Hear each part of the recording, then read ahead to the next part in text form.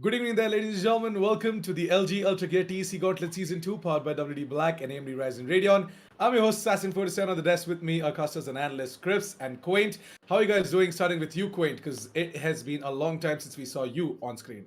It has honestly been a long time, and I've missed out on so much action. And well, there are very few other days that I've been here. The only problem is I didn't get to deal with you. Then again, I'm super excited to be back here.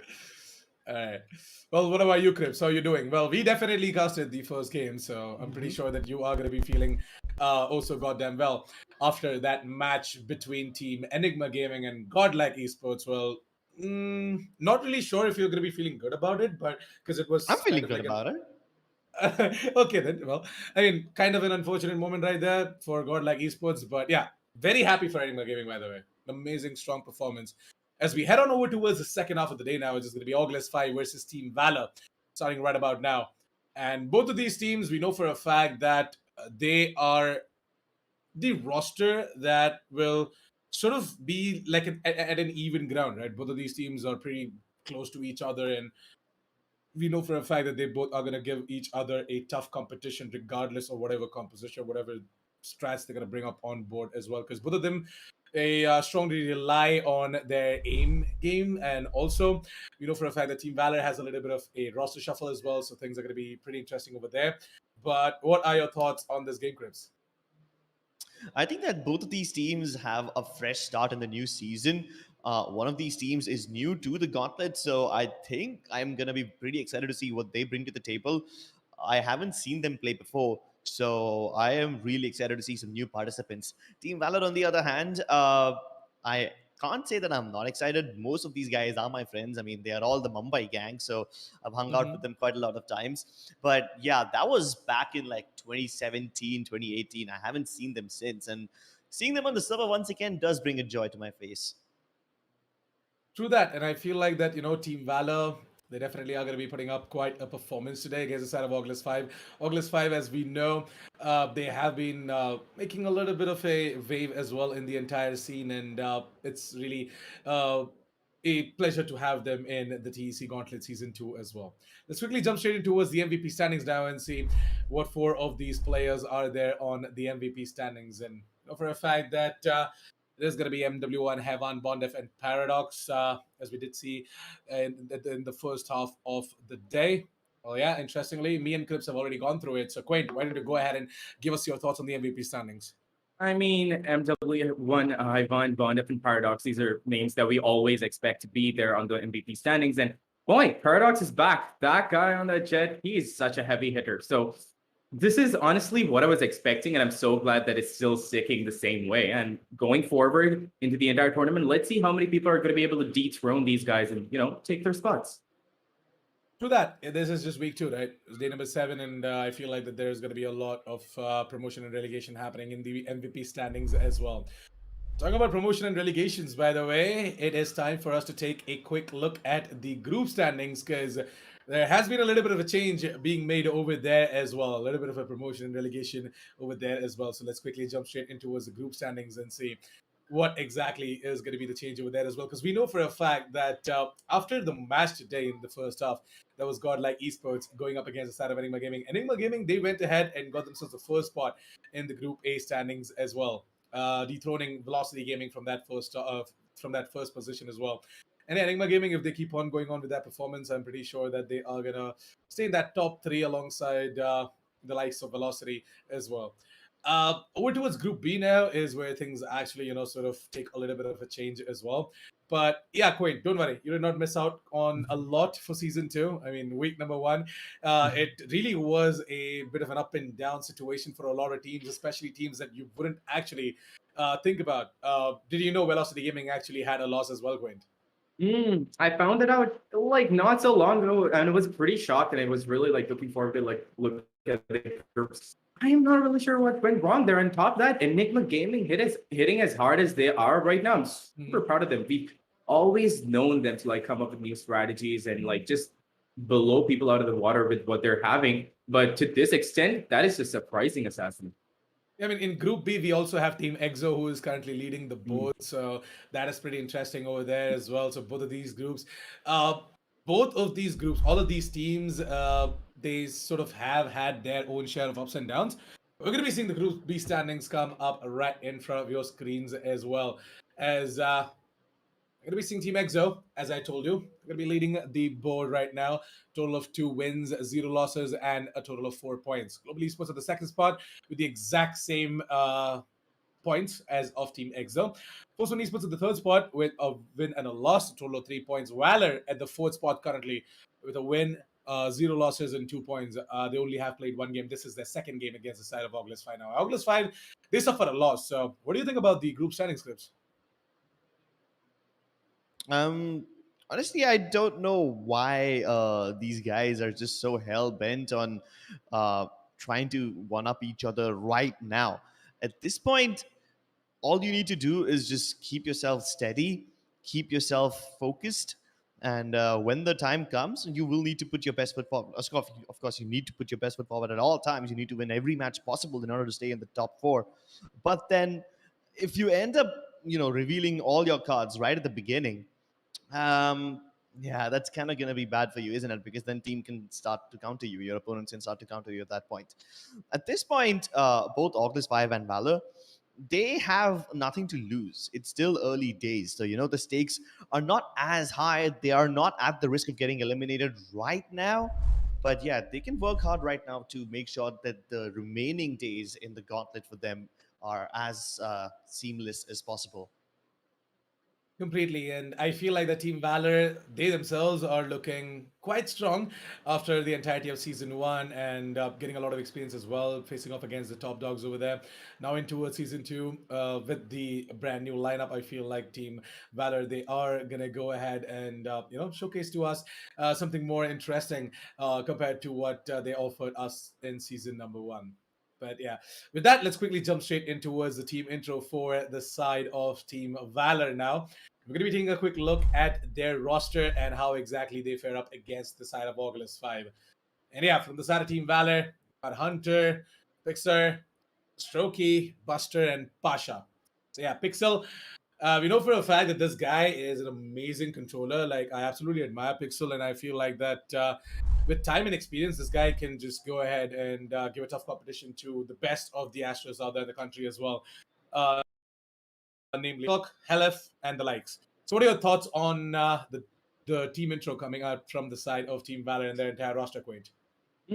Interesting lineup over here. On top of that, the new addition that is going to be Pasha, and him so aggressively playing Jet always gives the audience what they want. Now, we always want that Korean Jet sort of action coming out onto our screens, don't we? Pasha delivers on that so beautifully. He's the new addition. Then we have Strokey. I don't think he's played so far in the season 2. Pretty sure he was there in season 1, but season 2, I think this is like his first appearance, his first time he's playing in the season 2. Then there's Hunter, always playing the Sova, amazing at getting information. Buster, just so almost as aggressive as Pasha, if I might add. Him playing that Raze or playing that Phoenix, honestly, you are gonna have to fear wherever he's gonna be coming from. Because if he comes in with an explosive push. And then, like you said, Pixels, amazing controller, amazing sentinel. Whenever he plays that Viper, and when the Viper's pit comes up, you know that something's about to go down. You know that he's gonna get like a 5K maybe. And this entire roster together, Team Valor, they're so good at what they do that I'm pretty sure ORGLESS 5 is going to have a pretty hard time, back from countering whatever they're bringing onto the field. So super excited to see what Team Valor is going to be putting out today. Definitely, we all are excited for what Team Valor are going to be showcasing us today as well against the side of Team ORGLESS 5, because we know for a fact that Team Valor, despite all of the losses, and despite them going ahead and making their way in towards season 2 as well for the Gauntlet, I feel as if they have learned a lot, and they are important asset for the side of Team Valor in not only just opening up sites and also creating a lot of space, but also in terms of the fragging department. I mean, Team Valor, they themselves haven't played a lot of matches. That's why you guys might be thinking that the stats aren't just up to mark, but trust me, as we further in towards the playoffs as well for the Gauntlet Season 2, you guys are going to be seeing a lot of change happening in the overall stats. But Buster, uh, not only throughout the entire Gauntlet Season 2, even in this particular match, if you just notice, right, against ORGLESS 5, I'm pretty sure that Buster is going to go ahead and put up big numbers on the scoreboard and just, go ahead and prove his mettle as a duelist for the side of Team Valor. So, yeah, with that, pretty much are going to be, talking a bit more about how exactly Team Valor love to go ahead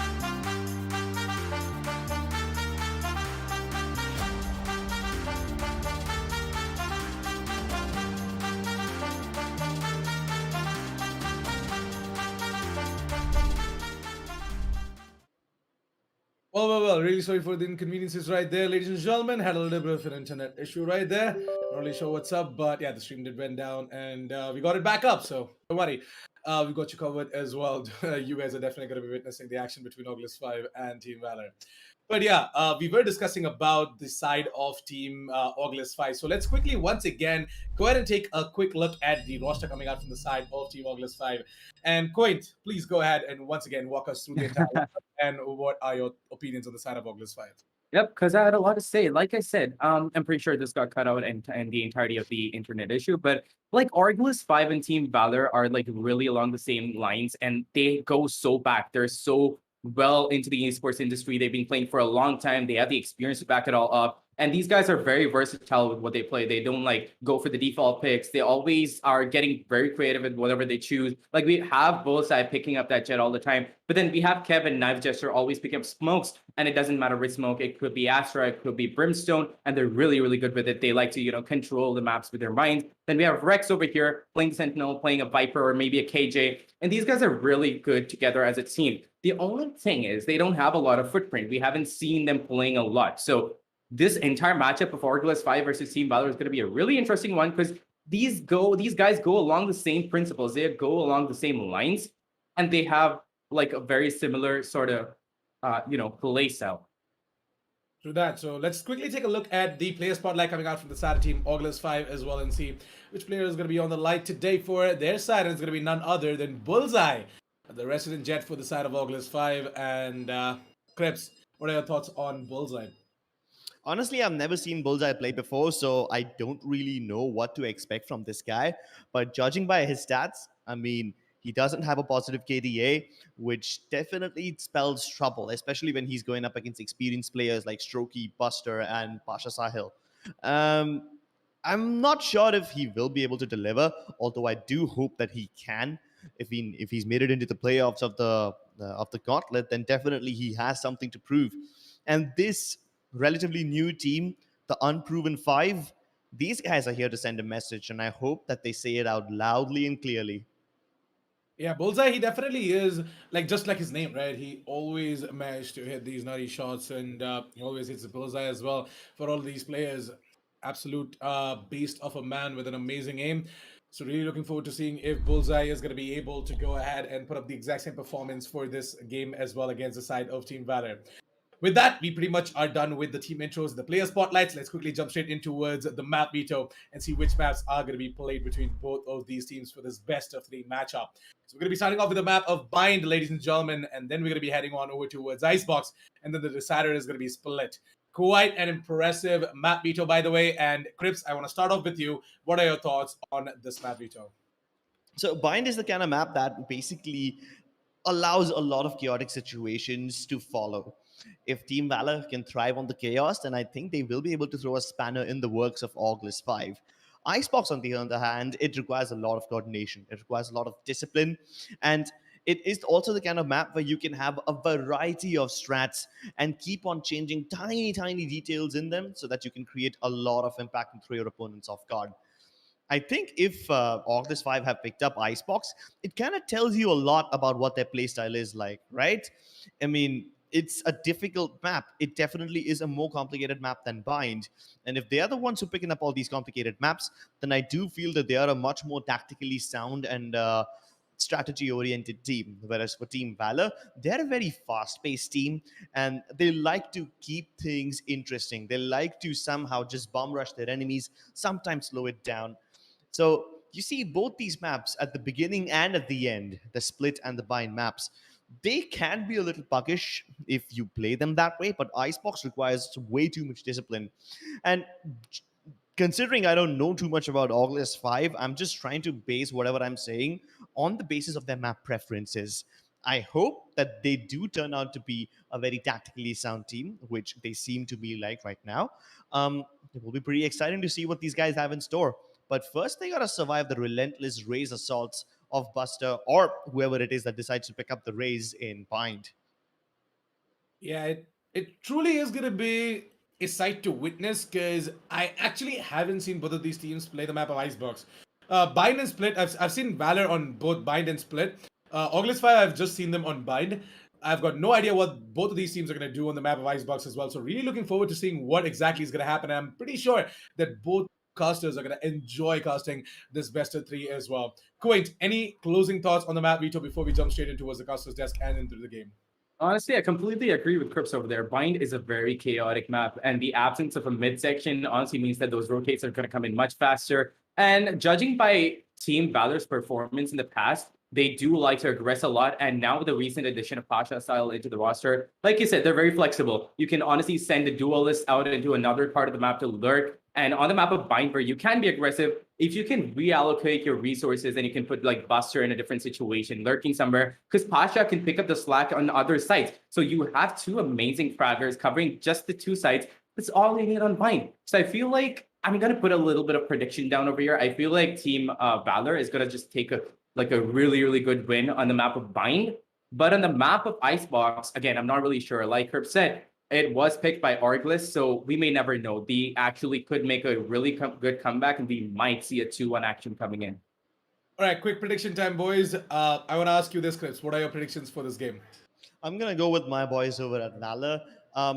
Partially because I know them personally, and also because I don't know much about ORGLESS 5. But hey, if ORGLESS 5 surprises me and they defeat Valor, well, then I'm still gonna be happy because it's definitely gonna be an interesting game.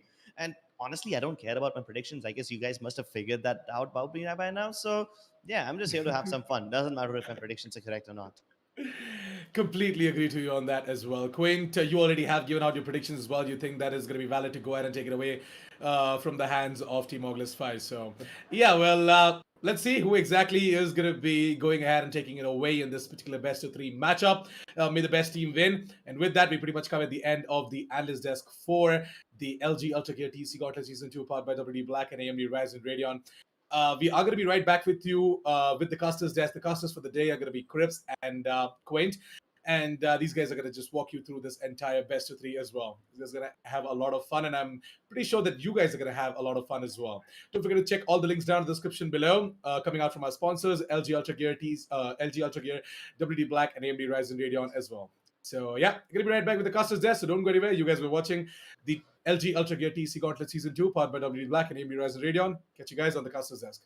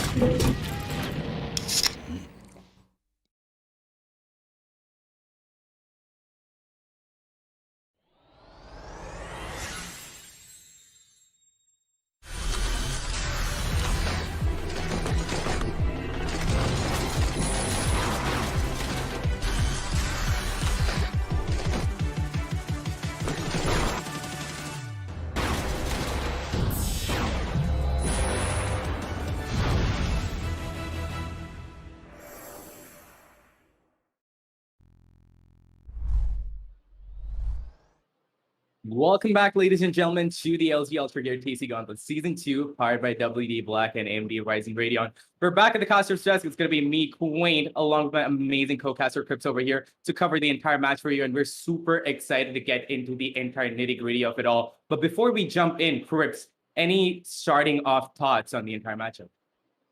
I feel like Team Valor will be playing their own game. They'll be wanting to go and take map control aggressively. If it works out for them, then they'll continue doing so. I do not expect them to play passively.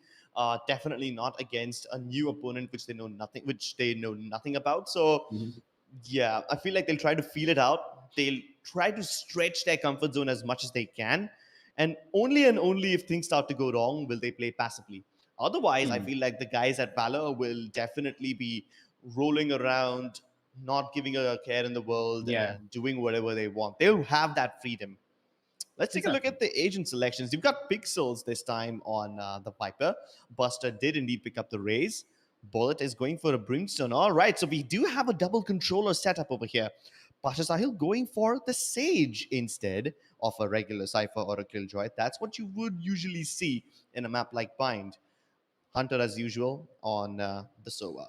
In fact, both the teams might be going for Sages instead of Killjoys or Cyphers, and that's quite a new thing for me. I mean, one team picking it up does make sense, but both of them? All right. Yeah, true. Especially on a map like Bind, right? And yeah, we're gonna have both sides pick up the Jet and all of that. Kev is gonna be picking up Smokes. Nine's Jester, on the other hand, is gonna be picking up the Initiator, that is Sky. Now, really interesting character selections over here, but I'm really curious as to how this entire lineup difference is gonna affect the entire gameplay. Because Buster, yeah, he's on his Raze. We know he's gonna be aggressive and all that, but okay, Patrick, I'm not really sure who he is. Is that HVS? I'm not really sure, but let's see how he's going to be affecting the gameplay because he's picked up the Sova. And the funny thing is, Crips, whenever I'm casting with Universe, right? Whenever Hunter comes in, whenever we're like casting for Team Valor, it is always left up to Hunter or like the opponent Sova to like clutch out the run. I don't know what it is. It's like a curse of Sova. The curse of the Sova. Well, let's see if the Sovas can make an impact. I mean, it's pretty exciting how these guys over here have gone for a double controller setup, both of them. But then on the side of ORGLESS 5, we also have a double initiator. So yeah, the lack of duelists over here, or the lack of sentinels rather, mean that ORGLESS 5 kind of want to play aggressively a lot more than Team Valor do. Let's see how they make it work. Both the Vipers have committed their toxin screens towards the A side for now, and kind of tells you what you need to know now, doesn't it? Both of them choosing to defend the A side a lot more than B. But I don't think that Valor are keen on coming towards the A side just yet. They put down the toxin screen, but no presence so far. In fact, they are going to send one person. All right, that's one way to start the game. Hunter with an early shock dart kills Kev. I don't think even Hunter expected Kev to die right there. Like, he's just throwing the random shock darts in the most standard locations ever, and he probably expected to deal a little damage maybe. But no, Kev walks into it, and now that they've got a pick on A, they're gonna commit towards the B side. The toxin screen won't be used at all. And honestly, I don't really know what to say. Yeah, it's going to be a bloodbath after this because they got that like slight window to get into the site. And they're obviously not going to miss out on that opportunity, right, Chris? But that intro to the entire thing was better than anything that we could have done. Wait, look at this. Buster is just popping off and everybody's just having the time of their lives. Team Valor is destroying right now. And that first kill, I mean, I've got to talk about that later, but look at this. Rex is in troubled waters. He's trying to get a kill, but Buster, he's just going to casually delete him with his pain shell. What an explosive start to the entire match, and I'm pretty sure that, like, goes to, like, say what we're going to see for the entire, like, 2 maps. 2 or maybe even 3. So many mistakes from the side of ORGLESS 5. First of all, Kev dying to shock darts. That shouldn't have happened. You should have heard them coming from a mile away.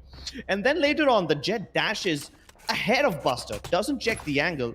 Buster is able to casually right-click on her head and delete her with the burst. And then the paint shells to top it all off. 2 kills with just utilities. That is not supposed to happen. That's a mistake that you could have easily avoided. And yeah, true. And look at that. Their aim game is also so on point right now. Look at this. It's utility kills.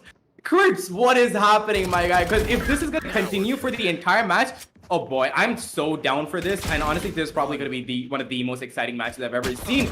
Like, Team Valor is on a clean sweep. Yes, they did win out the first round, and that in and of itself was a freak show. And they do have the Spectres to play along with it, and like the opponents, the defenders don't really have the guns that they need to defend themselves. But still, what an explosive start. And I'm just hoping for this energy to carry on through the entire match. I don't. I hope that this changes. I don't want to see people dying to just utility, because that would be really, really silly. Kev has suspected that he got from the dead body of Pixels, but in this 1v3 with barely any HP left, I don't think this is going to happen. And Hannah, of course, Hunter's going to spray him down randomly through the smoke. Hunter, I'm not really sure what is on right now, but it's almost as if he can like see through into the code of the game, and he knows exactly where everybody is. He doesn't even need his recon at this point. Why would he? He can just directly go for the shock darts if they're landing him kills. I swear. The blind shock darts would just dry kills. I don't even know how to explain that stuff. This is basically free kills at this moment. And then even in this round, Pixel managed to get a kill beyond the grave. We had the Jet trying to peek him, but she stayed in that little toxin goo just long enough to die, and then she dashed out after she was dead. Of course, sometimes Valorant does that, but then come on. That's not supposed to happen. And this is like the 5th time I'm saying it, but seriously, that just kind of emphasizes how much random stuff is happening in this game. Yeah, pretty much. And look at this. They're going to go in for another B execute. And Knife Jester and Patrick over there are like kind of stuck. They're in troubled waters. Again, dire straits, if you want to call it that, because they can't really leave that situation, like that position. Once Team Valor takes their entry into Hookah, I'm pretty sure they can take both out. But I'm hoping that doesn't happen. Like you said, I don't want it to be one-sided because I know how good ORGLESS can be. I'm just waiting for them to start popping off at this point. Now, most of the locations have been given out, and that B take is going to be a little hard for Team Valor to pull off, and I'm pretty sure they're going to make a fast rotate. But look at that. Kev is going to take advantage of the confusion and picks up a kill on Pixels, and the Viper is going to be down and out for the count. Now, that was a really crucial piece in that chess game because they needed those snake bites, they needed the smokes to come in at the right time. Since they're not going to have that, this might be the first round that Team ORGLESS 5 might pick up, but I'm not really sure because Valor are on like a roll. Yeah, and the backstab's on its way too. They might be able to catch them. Barrier off comes through, but it's a bit too late because Kev's already picked up a kill, and he might be lined up for more. Knife Jester from the back. He's able to kill both of them. Barely any time left. Buster needs to kill them and go for the blunt, but none of that will happen. There was so many things going on in this round, which I have never seen happen in the Gauntlet before. First of all, you've got the 2 players inside of Hookah defending it, but then Patrick drones towards the site. Do what? To check people inside of long. And he has so much faith in his teammate that he is vulnerable in a very open position. Yeah. And he's just hoping that the players in Hookah will be able to defend him. The Sky will be able to defend him. Yeah, sure. The rotation from Team Valor did come through. They went in towards the A site, but then there was utility thrown by Team ORGLESS 5 to delay them. The snake bites and the one-way poison clouds delayed the push from the bathrooms just long enough to allow the other players to arrive.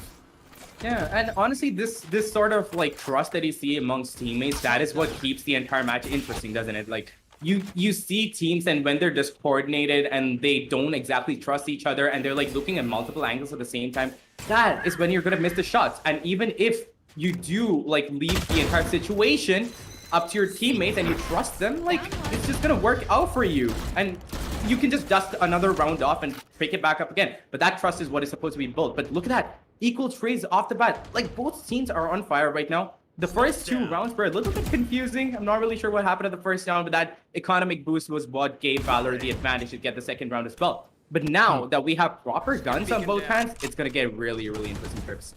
Yeah, both the teams have picked up a kill each. Valor get a pick towards A, the other guys get a pick towards B.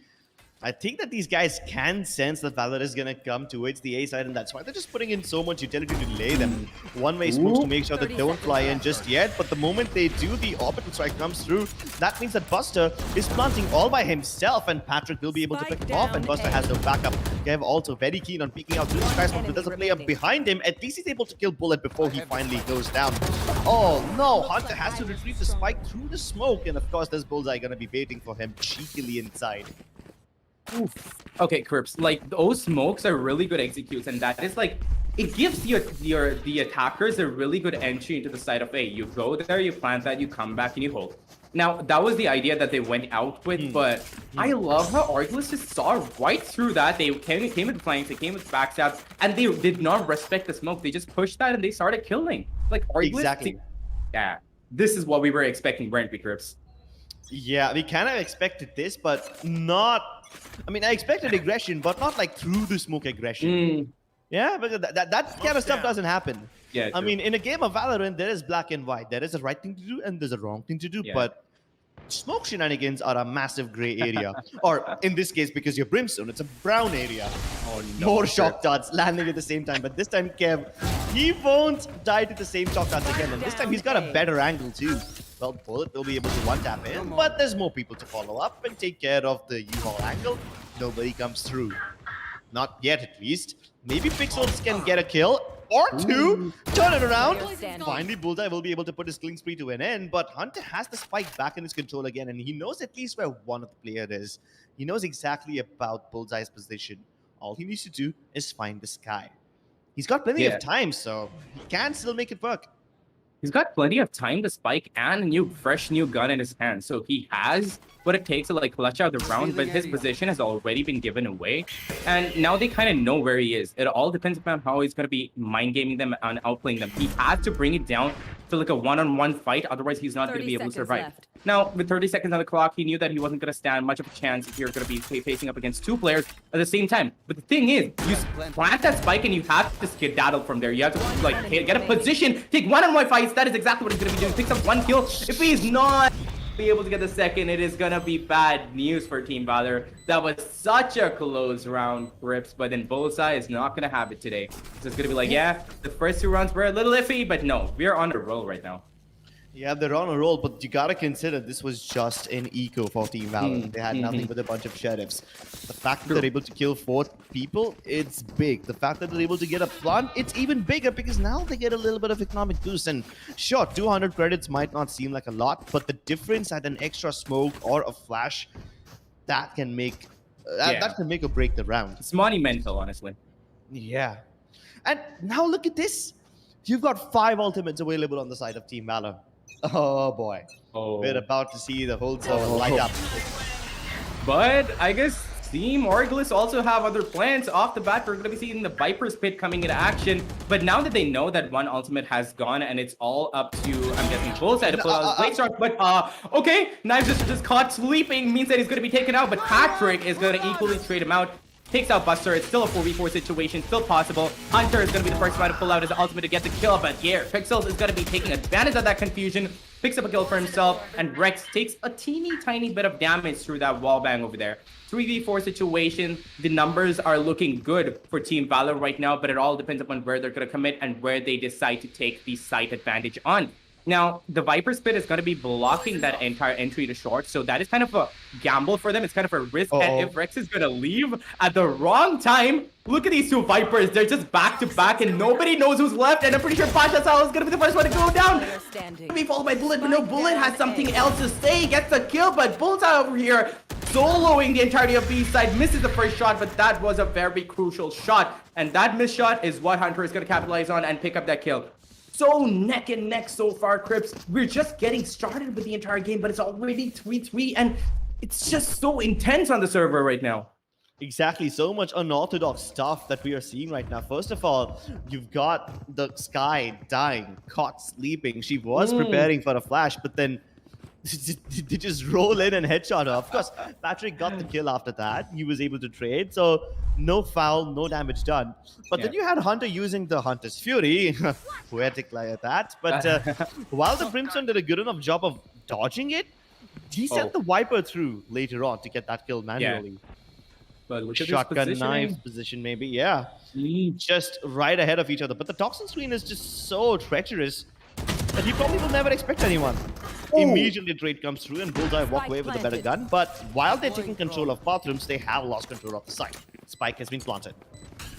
Yeah, pretty much, and it's already down to a 4v4 situation, and I feel like Team Valor might be able to take this round out, but Bullseye! Lands a Bullseye, and Pasha just sees a teeny tiny pixel, and he takes the advantage of it. He makes the most of it, and he gets a kill. He's going to clear out all the corners. Now he has to get at least half of the spike diffused in, and if he's going to be able to manage it, it's going to be really crucial for their team, but no, he's going to be failing that, and his ultimate is going to be going down along with that. All depends upon the rest of Team Valor. Look at that trigger discipline. Bullet gets a kill on Rex, but that's all he's going to be able to do. Gets taken out instantly. Buster over here busts some more head in that 1v2 situation. Pulls out his showstopper, stops the show, and gets the final kill.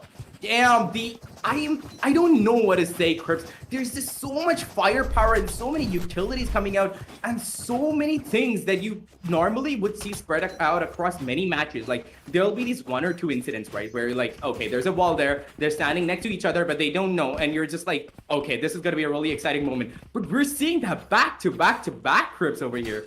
Exactly, and at one point, it's not exciting anymore. It's just jarring. Like, why is this even happening, right? Yeah, pretty much. There's a lot of unorthodox things happening in this game, which does kind of make it exciting, but at the same time, it makes it a little bit questionable.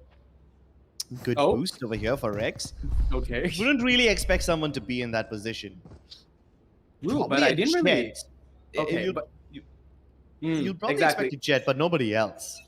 Yeah, true. That's the thing. Like, I never thought that you can get up there with a boost. Like, I didn't think that Valorant allowed that. So Rex getting up there on that position, that's something I'm gonna try out. Because I've been looking for months for a way to boost yourself up onto like certain positions, but couldn't. But look at this. They're gonna boost their own confidence and there are gonna be equal trades across the server. Again, 4v4 situation and a minute 20 seconds, so a lot of time to play with. But Bullet, why would you not check that corner? Since he didn't check that corner, it's going to be taken out by Bullseye. 3v4 situation of the spike is still in the control of the attackers. But look at this. Pasha does have his ultimate ready, but wait, hold up. I just noticed this. Why is Pasha playing Sage exactly? What? Battle Sage, I guess. I just noticed it. How did I miss that? I have no clue, but he's making it count. He's making it work. And let's see if he's going to be able to continue with that. Because if Kev, he's on 1 HP, any bullet that comes out from Pixel is going to be meaning that he's going to be taken out. And yeah, he is going to be taken out. And it's going to be down to a 2v4 situation. But not if Patrick has something to say about it. He's going to be picking up 1 kill. He has to look for a few more, but I don't think he's going to be able to do any more. But Crips, I don't know what's going on. Why are the gun switches coming out? What is this chaos? Is this pandemonium? The fuse is going to be coming out from Patrick, but if Pixels is not going to be able to take out the... Oh, no! What? What? Are you... Okay, I am done. I am done, Crips. Can you just take it over, please? What is this game? First of all, Viper's been committed towards bathroom. Understandable. You can get into the site with that. But then the barrier orb comes through. You plant the spike like you normally would in an ordinary round. But you forget that you already have control of the area behind that barrier orb. So now your own barrier orb works against you. And then you run out of bullets at the same time.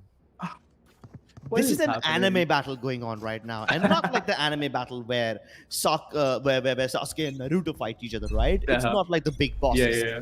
This is like that 10-10 versus Sakura fight. The filler episodes. Indeed, honestly, I couldn't have worded it better myself, Crips. Like, what is even happening? But I guess that Pasha is not finding that Sage to be that, helpful to him. I don't know why he picked it. Is that like a last-minute decision that he came up with? Because their own barrier ops are like working to their own disadvantage. So I don't really know what it's going to be like going down from here. But still, that was just a round that I've never seen played out in Valorant before. But look at this, Hunter is going to be aggressing through that snake bite. Manages to get a kill, but it's going to be equally traded out. Not a lot of backup on the side of A, and the smokes have to come in at any time right now, or else Pixel.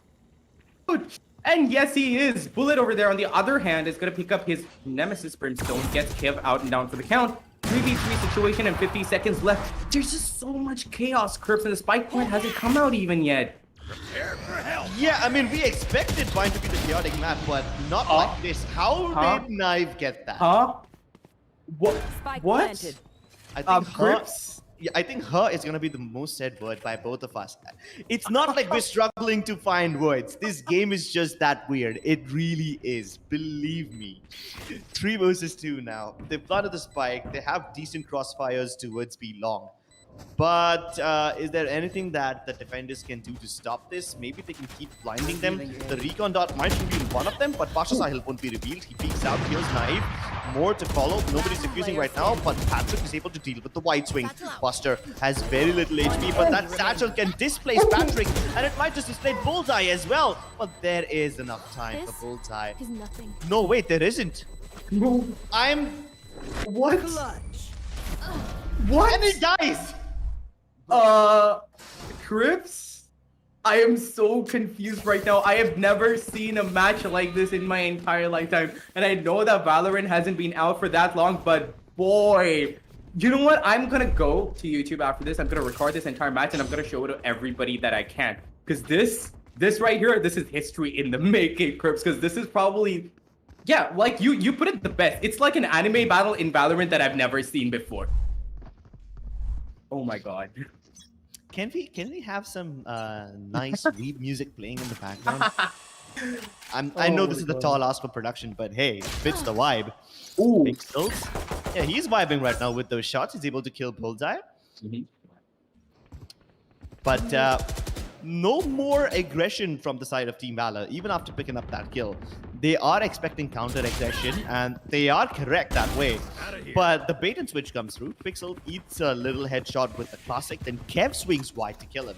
So it is back to a 4v4, but now that they're both back towards the bathrooms area, they at least delay the spike plant. But this will kind of tell Team Valor that all of the players of ORGLESS 5 are present over here, so they might as well hightail it back towards the B side. And there's two ultimates being committed, the Orbital Strike and the Hunter's Fury. It is just making it so much more difficult for Team Valor to plant, but they still aren't going with speed. They're just still very committed. Finally, the plant will come through. They are aware that it's a Nico, so they're not afraid to fight. But Kev has a better weapon now, and he will be able to pick up the frags. Once again for the smoke shenanigans. This time Pasha Sahil says no. No more smoking for you. It is injurious for your health. Kev blocked by his own Molotov. Will at least boil Pasha Sahil out into an open area, but now this creates a little bit of a crossfire. Pasha Sahil deliberately fires and gives up his position, hoping that Kev will look towards him, and then the teammate from behind him can trade him, but the trade was never needed. Pasha Sahil is good for the run and gun. Oh my god, Crips. I'm loving what I'm seeing so far, and it's just, I feel like it's because these two teams are like so similar in playstyles. They're just, honestly, it's like that Spider-Man meme out there where they're like pointing at each other and they're like, wait. Yes. They're like, wait, how do you know that? And they're like, wait, how do you know that? And they're all going for such similar strats and they're walking into each other. And that is like the most unexpected thing for both of these teams because they use these strategies with everybody else on the server. They've gone out on with these strategies with a lot of other teams, but little did they know that they'd be staring into a mirror, Crips. Mirror, mirror, what do you see? A sight for free and a kill, maybe even 3. Oh wow! Did you actually pull that off? I'm proud. I'm proud. I didn't know where that was going, but I'm so happy that that actually worked out. This reminds me of the last time that Universe almost started rapping on stream. Memories. We are men of many talents. This time the only talent that Rex needs is a little bit of dodgeball. Nah, not good enough, not fast enough. Hunter will be able to use the Hunter's Fury much more poetically than I did. Naive this time, he equalizes the situation, but Bullet brings it back. 4 versus 3. Velocity still have an advantage, but they are moving in from Hookah, and Buster is still good for them. How did they not know he's over here? Like, Buster was able to get a kill, but they are still unaware about his position. Also, just aggressive stance in Hookah, right? This is not something that you see every time.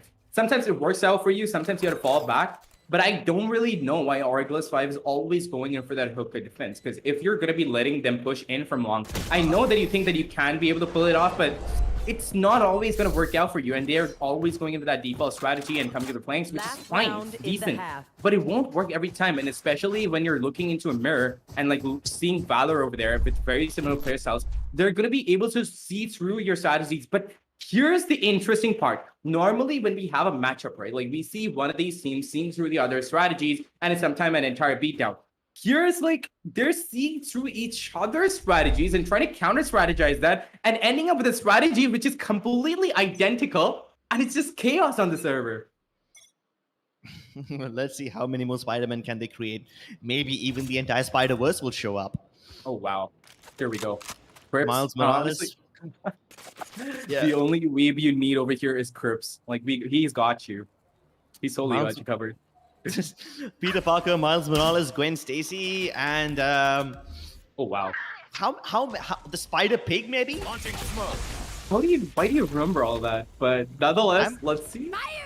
Oh, well, how do I not? Is that what you were gonna say? How do you? But okay, Buster. He's on with his name again. He's gone out and he's busted a cap. He's just honestly took out a showstopper, and whenever he pulls out a showstopper, it's always a confirmed kill. That's exactly what it's going to be this time too. Hunter picks up a simultaneous kill, but Pasha Sahil picks up 2 kills for himself simultaneously with 1 magazine, and it's like, you know what? That's all we need. That is going to be the first half of the game, and it's 4-8. That's a very good score on the map of Bind Crips. Like, since the entries are that small, right? It's really hard to take entries at the side, and on the attacker side, it is kind of hard to take control, and I would normally call it an attacker-sided map. I mean, defender-sided map, but every time I say that, I see these attackers coming out with insane strategies, and they just blow my mind. And Team Valor is exactly that. So if Team ORGLESS 5 is not going to be coming up with proper executes, they're going to be facing execution right now, Crips. Well, they are on the chopping block. Mhm. Let's see if they pull the lever. That will be a decapitation to see. The guillotine just goes slice. But, Time to hunt. and What? we're off to an amazing new start. But let's see who is going to be coming out on top. But look at this aggression for Bullseye off the bat with that Jet, which is normally expected. Nice. But yeah, right? Like he just goes there and gets in and he gets a kill. And he means business. That frenzy with that Jet is honestly a very dangerous combination on the first Yeah. round of any half. Like Yeah, it's- and you combine that with the flash, that's even yeah, better. exactly. And that's where that coordination comes in and that teamwork comes in and you're like, hold up, what did we just witness? It feels like Jet herself comes in without flash when that teammate coordination is there. Oh, more utility kills this time around. And oh, counter wall and defuse. They're almost at halfway point. wow. Buster is defending him with his life. Only Kev can save them. And What? Buster turns around to headshot What? him. Rex gets a few kills after the round is over with that snake fight. But hey, the job is done. And they got the round. For a second over there, the U-Haul's area turned into lava. And not like Molotov kind of lava, right? Yeah. There's shock darts, there's paint shells, everything going on over there. Both the Sovas throwing their shock darts in that region. And they just so desperately want to retain control over from that side that Team Valor were like, you know what? Take control of U-Hauls. We don't want it. Keep it. And then they counter wall in their face and go for the defuse. Oh my god, that was something that I've never seen before. And such in the moment sort of strategy changes is it's something that Team Valor is good at. But now I feel like with the addition of Pasha Style, they're getting more freedom to like not overthink it, and they're going confident, they're getting the kills. Look at this. Bullet picks up 2 kills for himself off the bat, brings it down to a 385. Team Valor looking super strong so far, and I feel like they're just gonna keep on getting kills. Look at this. Bullet picks up a turret kill for himself, but he's gonna be going down. But wait, I'm sorry, that was Pixels. Almost. Bullet just managed to get a dink, but look at this. Pixels gets another kill. Oh, but Knife Jester, that was just clean with that sheriff right there. But I'm not really sure if you can, make it a 2-trick pony, get another kill. But yeah, Hunter is gonna be taking it down with just a classic. It's just, I feel like Team Valor is memeing at this point. Like, Yeah. I don't even know, man. They're just going out there, having the time of their life. They're coming with instantaneous strategies, which are so beautiful. And the entire coordination is amazing, but I am low-key doubting the pickup of Sage by Pasha Sal. Yes, he's being able to make it count, but I'm not really sure why he went for that, though.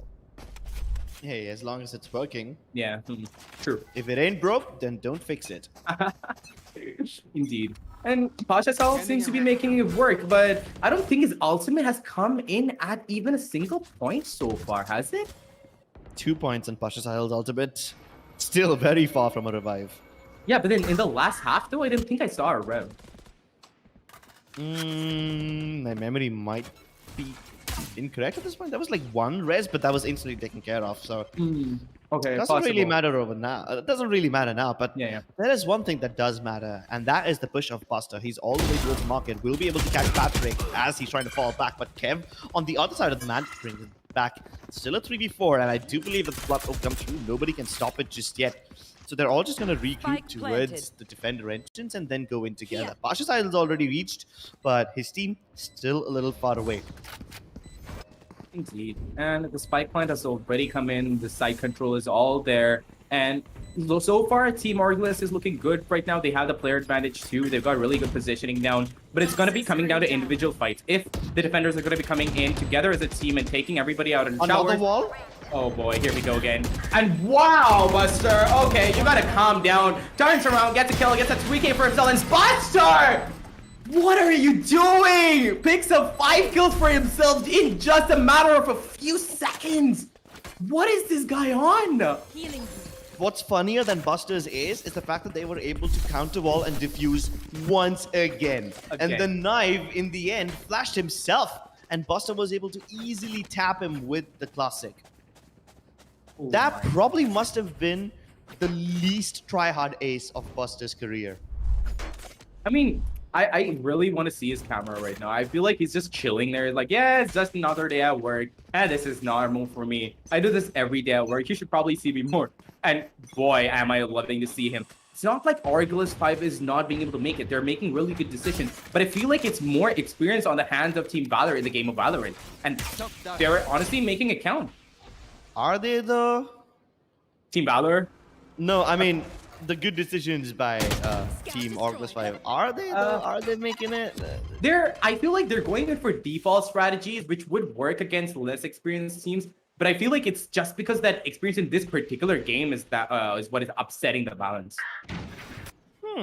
I mean, yeah, sure. There are a lot of upsets. There are some rounds which the teams are winning, which they had absolutely no business winning. Like, for example, that counter wall diffuse, and then another one. How do you deal with that? It must have been so annoying for you to lose with the same strat twice. Yeah. But that's what I think. I think that those are my 2 cents. I just feel like Team VALOR are just lacking a little bit on, Team ORGLESS is lacking a little bit on the experience side of things because they've got the aim to like bring the entire Firestorm. They've got the game presence, the game sense. Utilities are also coming out, but they're default utilities. So they've got the experience, but I feel like Team VALOR is going to outclass them in the experience area. But look at this. They're going to be going in for a very, very ballsy move. They're going to be putting up that Viper ball, and they're going to be going in for that plant, but I have no idea why Bullseye decided to like push that wall, and he just went for a stroll, and Pixels was like, nah, you don't do that in this hood, fam. No, I'm going to be taking you right out, and takes them clean out. Brings them down by 1 player, and that honestly is going to be very detrimental to them because that duelist is going to be down around the count. And look at this, Buster, another kill with that showstopper. Every time it pulls this showstopper out, it's always a confirmed kill, and there's only that's all that Knives Jester can do with the Sheriff, right? Like, yeah, you could consider him like to go in and get a few kills, but come on, with that disadvantage, with that discouragement that his entire team is down, he's going to be trying to rush in and save the day, but that's not going to be happening when you're rushing in there. That is where that experience factor comes in. He could have probably pulled up a few more kills, I think, Perks, like if he just stayed back, and that was a lost cause. Like, it was very apparent when everybody else said it was a lost cause. He could have like stayed back and maybe picked up a few kills too. They showed a little bit of damage, but the fact that he rushed in, it did not help him at all. And what's even better is that even though the utility of Team ORGLESS 5 was on point, Team VALOR, they did not mess with it at all. They did not peek on the backfield. They realized that there's just too much cover. Stops and screams, guys, there's no line of sight. So they were like, yeah, sure, come in. We'll let you plant. We'll go for the retake. And then Bullseye offered up his frag for free. So they're like, you're giving us room, and you're also giving us frags, and VALOR will take that any day. They must be pretty happy. It's kind of like one of those scam artists, right? Like they welcome you to their homes with open arms. They steal whatever they can from you, and they're like, yeah, you can leave now. That's exactly what VALOR is doing. They're just becoming like super good con artists at the game, and they're doing it so beautifully. But yeah, look at that. Shock Dart's going to be coming in, and that's going to be taking out a lot of damage. But Buster, come on, man. You're just destroying them at this point. Picks up 2 kills with a singular spray. Brings it down to a 3v5 situation. And I feel like this might be a flawless round for Team VALOR. But Hunter, I don't think you should be taking out that gun and pulling it back out at this crucial moment. But he does it nonetheless. His teammate is going to be going out to a gun from the side of the attackers just because of that. It's all to Bullseye and Knife Jester to like pick up a few more kills. But it faced off against a 2v4 situation. It's possible. But considering that their locations are given in, it's all up to Hunter to pick up a few kills for himself. Does manage to get that kill on I'm sorry, was it Knife Jester? But whoa, okay. Knife Jester is going to pick up a couple of kills more for himself. He's going to bring it down to a 1v2 situation with 30 seconds like on clock. Pixels knows exactly what that plan is coming in. And he manages to spray him down with that gun of his. Oh my god, and look at this play. Molly's going to be coming in and it's going to be like, yeah, you don't get to defuse today. But yeah, he's going to be able to manage it anyway. But what an end to the entire match, Crips. I was on the edge of my seat. 13-4 for a score. First of all, congratulations to Team VALOR, but my god, you destroyed ORGLESS 5. And ORGLESS 5, this wasn't their map pick, but I feel like they might be doing way better on their own map pick, which is Icebox. So I have high hopes for that. You were on the edge of your seat. I was off of it. Yeah, I was off of it. I'm not even going to lie. When that counter wall diffuse came in, I got up, I left my station, and I'm like, I need a moment to deal with that. Let's take a look at the highlights, and I feel like it's going to be a circus. Let's jump into circus, baby. Entry is free. we're the jokers, Mm. you already know who the jester is. Yep. I was expecting that pun, but yeah, I'm so glad that he did it. But look at this. Off the bat, we saw so much aggression. We saw a shock dart kill and Team Valor just making their presence known. They were just making their own presences being felt by Team ORGLESS, and they just didn't know what to do with it. They were just like playing around with their prey. They were putting utilities left, right, and center, getting beautiful kills. But it's not like ORGLESS 5 didn't answer back. They had a lot to say. They had a lot of bullets that did count. They came in with proper flanks. They came in with good coordination, but they were going in for default strategies. But Team Valor, they were making it all up in the spot, and they were doing it beautifully, Grips. Yep, I think more than that, Team ORGLESS 5 is just making quite a lot of mistakes, like pushing through your own toxin screen, buying yourself room, buying yourself space, but then not respecting it and just throwing away the advantage that you have. And of course, the smoke shenanigans were really funny at one point, but once they keep on happening again and again and again, it just kind of becomes questionable. And you start to just think, are these guys playing below par, or do you not know enough about the game? I was questioning my own sanity at one point.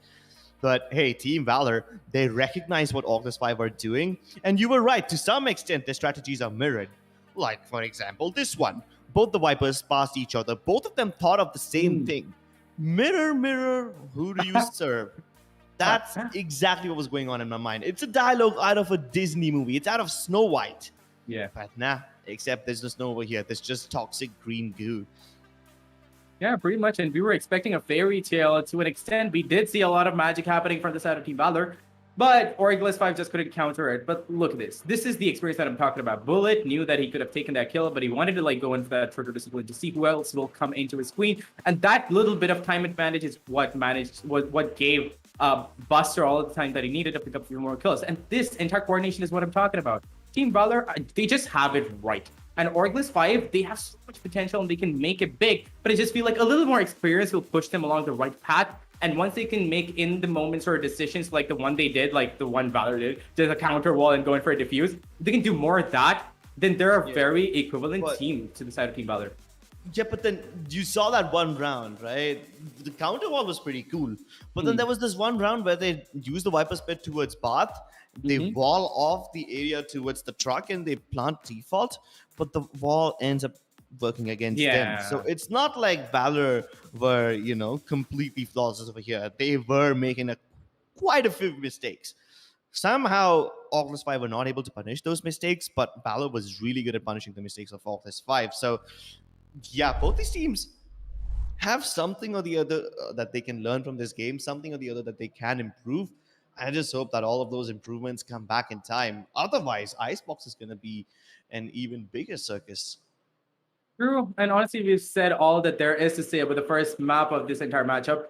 And we're just waiting to get into Icebox because that is a very, very explosive map. And you have another midsection over there to cover, something more to worry about. And let's see who is going to be covering all the angles. And the thing about Icebox is you have so many different setups that you can make out of that. You can go for a 2-2-1 situation. You can go for a 1-2-1, or you can go for a 2-1-2. There's so many things that you can play around with on the defense, and there's so much entry for the attackers to go in with an explosive take, fall back, and just wait for it to happen. But let's see who's going to be coming out on top. We're going to be taking a quick break to set everything up for you. Meanwhile, you guys can go out into the description, check out these amazing deals that we have for you, the LG Ultragear monitors, the WD Black SSDs, or the AMD Ryzen processors. All of them, amazing stuff. You put them into your PC and you see those FPS just increasing, and the monitor is just going to be keeping up that. Then you're going to be just seeing yourself playing like the pros. But until then, we're going to be taking a short break, and we will be right back.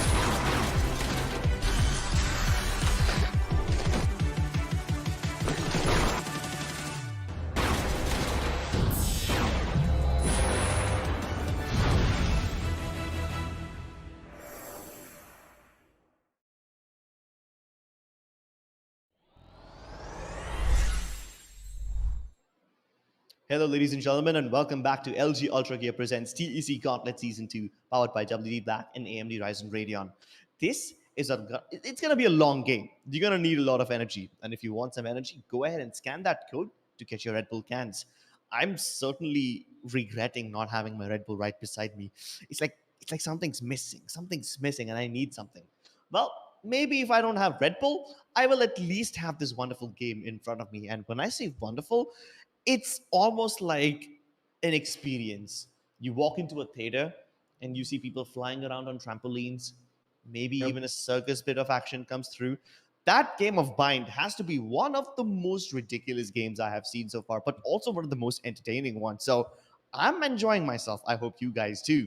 Next up is going to be Icebox. Team Valor have already taken the first game 12-4. Let's see if they're able to extend this lead, or we will be going to split map number 3. Do you think we'll go to map number 3 though? Map number 3. I'm not really sure, Crips, but Icebox is kind of out there. Like, I was thinking that Team ORGLESS we're going to be putting up more of a performance than what they put up. 13-4 is not the kind of score that I was expecting. And I know that Team Valor has a lot of experience, and with the addition of Pasha Sal into the entire roster, it's like a firestorm coming out from Valor. But I was still hoping that ORGLESS, with their immense experience, that we're going to be able to like go toe-to-toe with them. But like I said, even you think the same, right? Bind is kind of like a chaotic map, and anything could happen. So we can just leave that in the past, and we could just see what's going to happen on the map of Icebox, right? Like ORGLESS might have some better strategies, but I kind of doubt that. I mean, you were correct to call that a chaotic map. That was chaos just exponentially increased. I don't even know what to say about that. Let's just focus on this map. It's a rather stable lineup from the side of ORGLESS 5. They've got the Sage, the Jet. Kev is playing Jet this time around. He was playing Brimstone last time, and now he's got Jet. So not only do we see a change in agents, but also a change in roles. Patrick was playing Sova. He's gone for the Viper this time. Bullseye, I believe, was the aggressive guy, and this time he's playing Sova. So he's the initiator. Knife Jester was playing as Sky last time, the initiator, and he's going for Sentinel. I am not sure. I mean, the composition of the team looks fine, but everyone's changing roles. I'm not familiar with that thing. Well, to be honest, Crips, on top of that, we're going to be seeing more of a default lineup coming out from the side of Team Valor. And whenever I've seen them picking up this particular lineup, and Bullet, he kind of is flexible with whatever Sentinel is going to be picking up. But we always see Pixels on that Viper. We always see Buster with an aggressive duelist. We always see Pasha with a duelist. And based on what they picked right now, I feel like Valor is just going to get even more aggressive. They're going to get even more explosive. And I feel like it's going to be more of like a balance of where Pasha style and Buster is going to be. They're going to be one on A side, one on B side. They're just going to be holding the fort down. But I'm not really sure. Did they pick the defense side first? Did they have the defense side? They do have the defense side first. So I feel like it's just going to be Pasha on one side and Buster on one side, and then mid control is going to be taken by maybe the Viper. And it's just going to be interesting because I feel like these guys individually can pull off a lot of stuff. And it all depends upon how Team ORGLESS are going to be performing this map, because we haven't seen a lot of them, right? So they are pretty new for us too. So it all depends upon what they're going to be pulling off. Yeah. So there are some similarities from the last time in this one, at least for Team Valor. I mean, Hunter still on the server, Pixel still on the controller, Buster still on the duelist. Pasha has gone for the Just this time around, and Bullet has picked up Sage.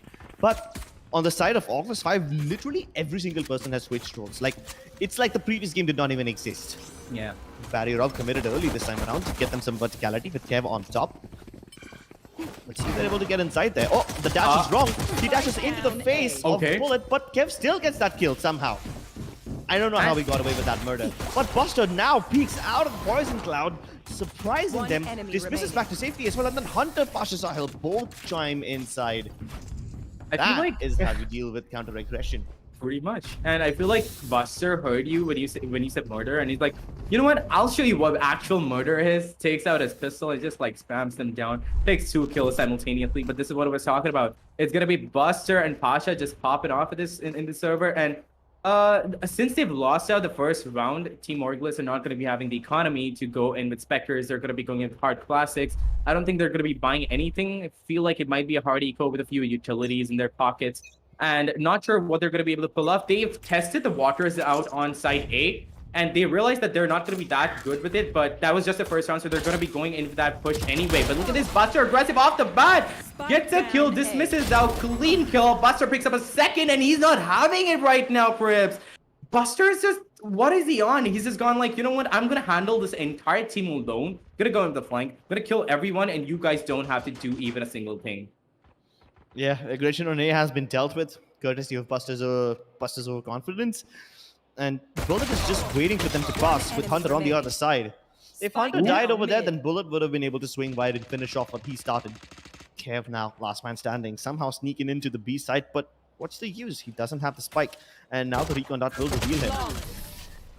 Yep, and that is gonna be a flawless round, Crips, and we kind of saw that coming because Team ORGLESS, they didn't even have the guns to go around with, but now, baby, we're gonna be seeing the actual guns coming out.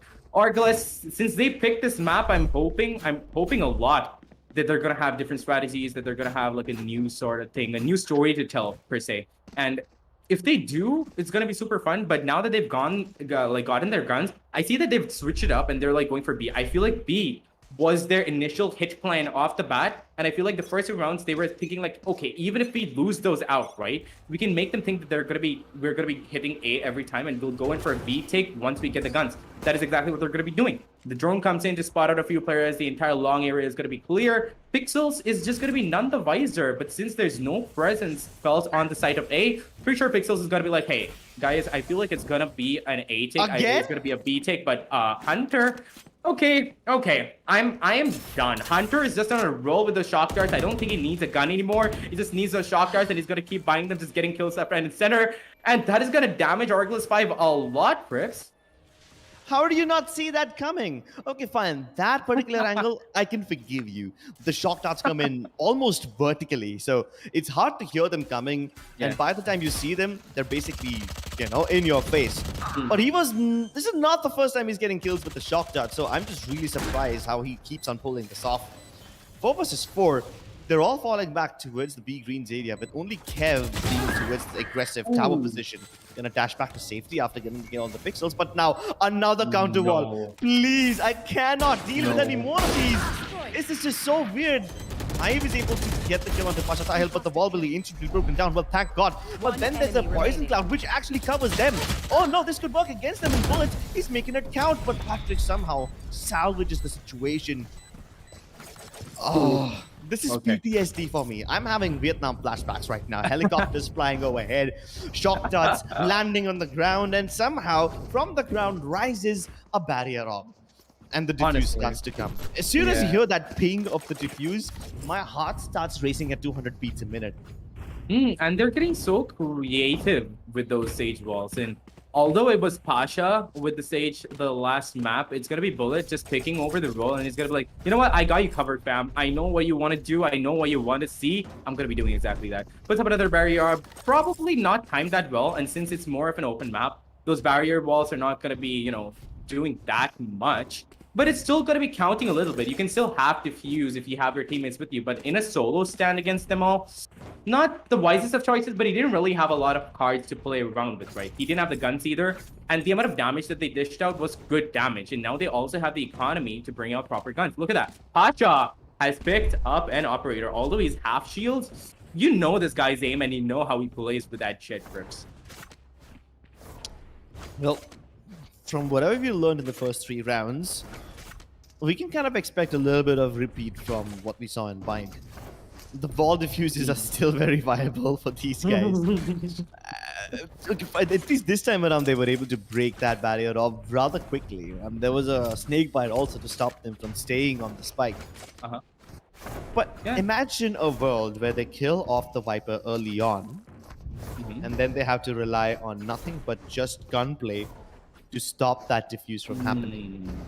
See, that's the thing a lot of people don't like consider even on the map of Icebox, since it's so open, right? This the map of Icebox and Breeze, I feel the two most open maps in the game, and since there's so much space to work around with, and the Viper wall just stretches out across the map, you can just reposition the walls to your own build. Yeah, you can spam through that, but that blockage of vision, it counts a lot, and people don't realize that. I mean, at least like in normal games, people don't understand that, but when you see these guys playing with that Viper wall and you see them blocking out vision, making their own path, making their own destiny, if you will, just making up their own map in the game of Valorant, that is where it gets exciting. And like you said, if Pixels, or I mean, I'm sorry, if Viper is going to be down and out for the count from either side, it's going to be very detrimental to them, because Viper is one of the most crucial characters on this map.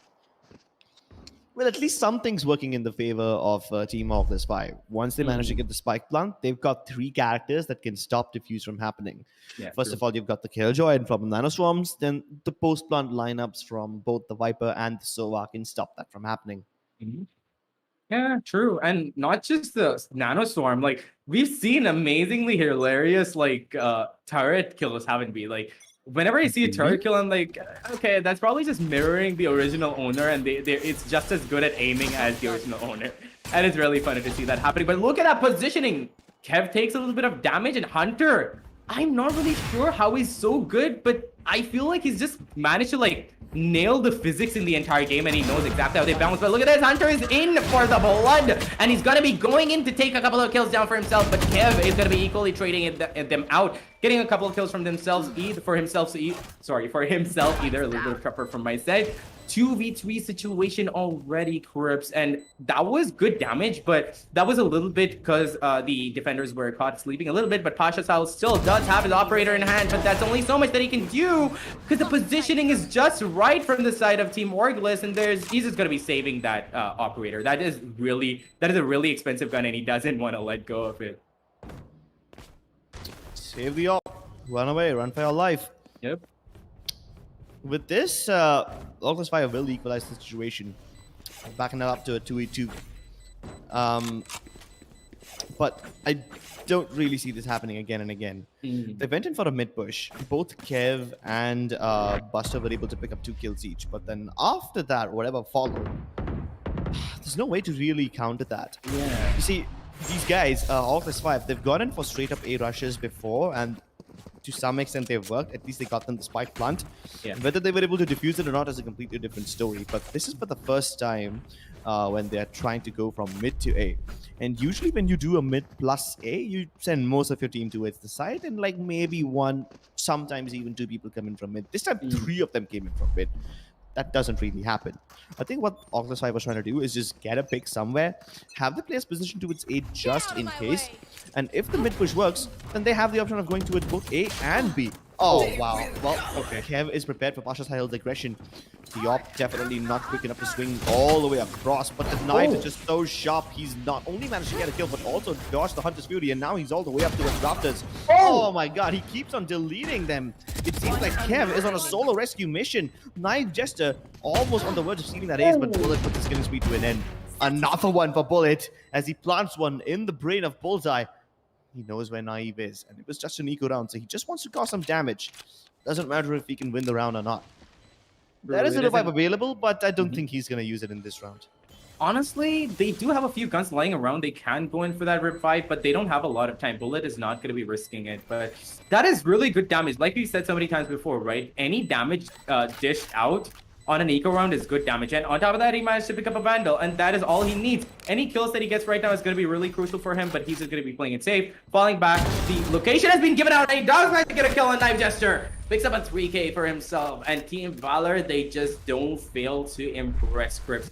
They're just on a roll right now. And see, the thing about Icebox is once you take control of A side, it's really attacker friendly, especially the side of A. Like you go in and you get so much cover on the attack side on A side and not a lot of cover on the defense side. So what you're supposed to be doing is going into those executes, just like planting the spike like what ORGLESS 5 was doing and falling back and waiting for the defense to come in. Because since it's so wide, it's going to take a little bit of time for the rotate to come in from the defense side, and that is what they're going to be playing with. You have to play with the time, and if you manage to time it right, then it's going to be really easy for you on the attack side. And ORGLESS 5 have it kind of nailed down, but not precisely. A little more tweaking here and there, and honestly, they could like win this entire map out. Run.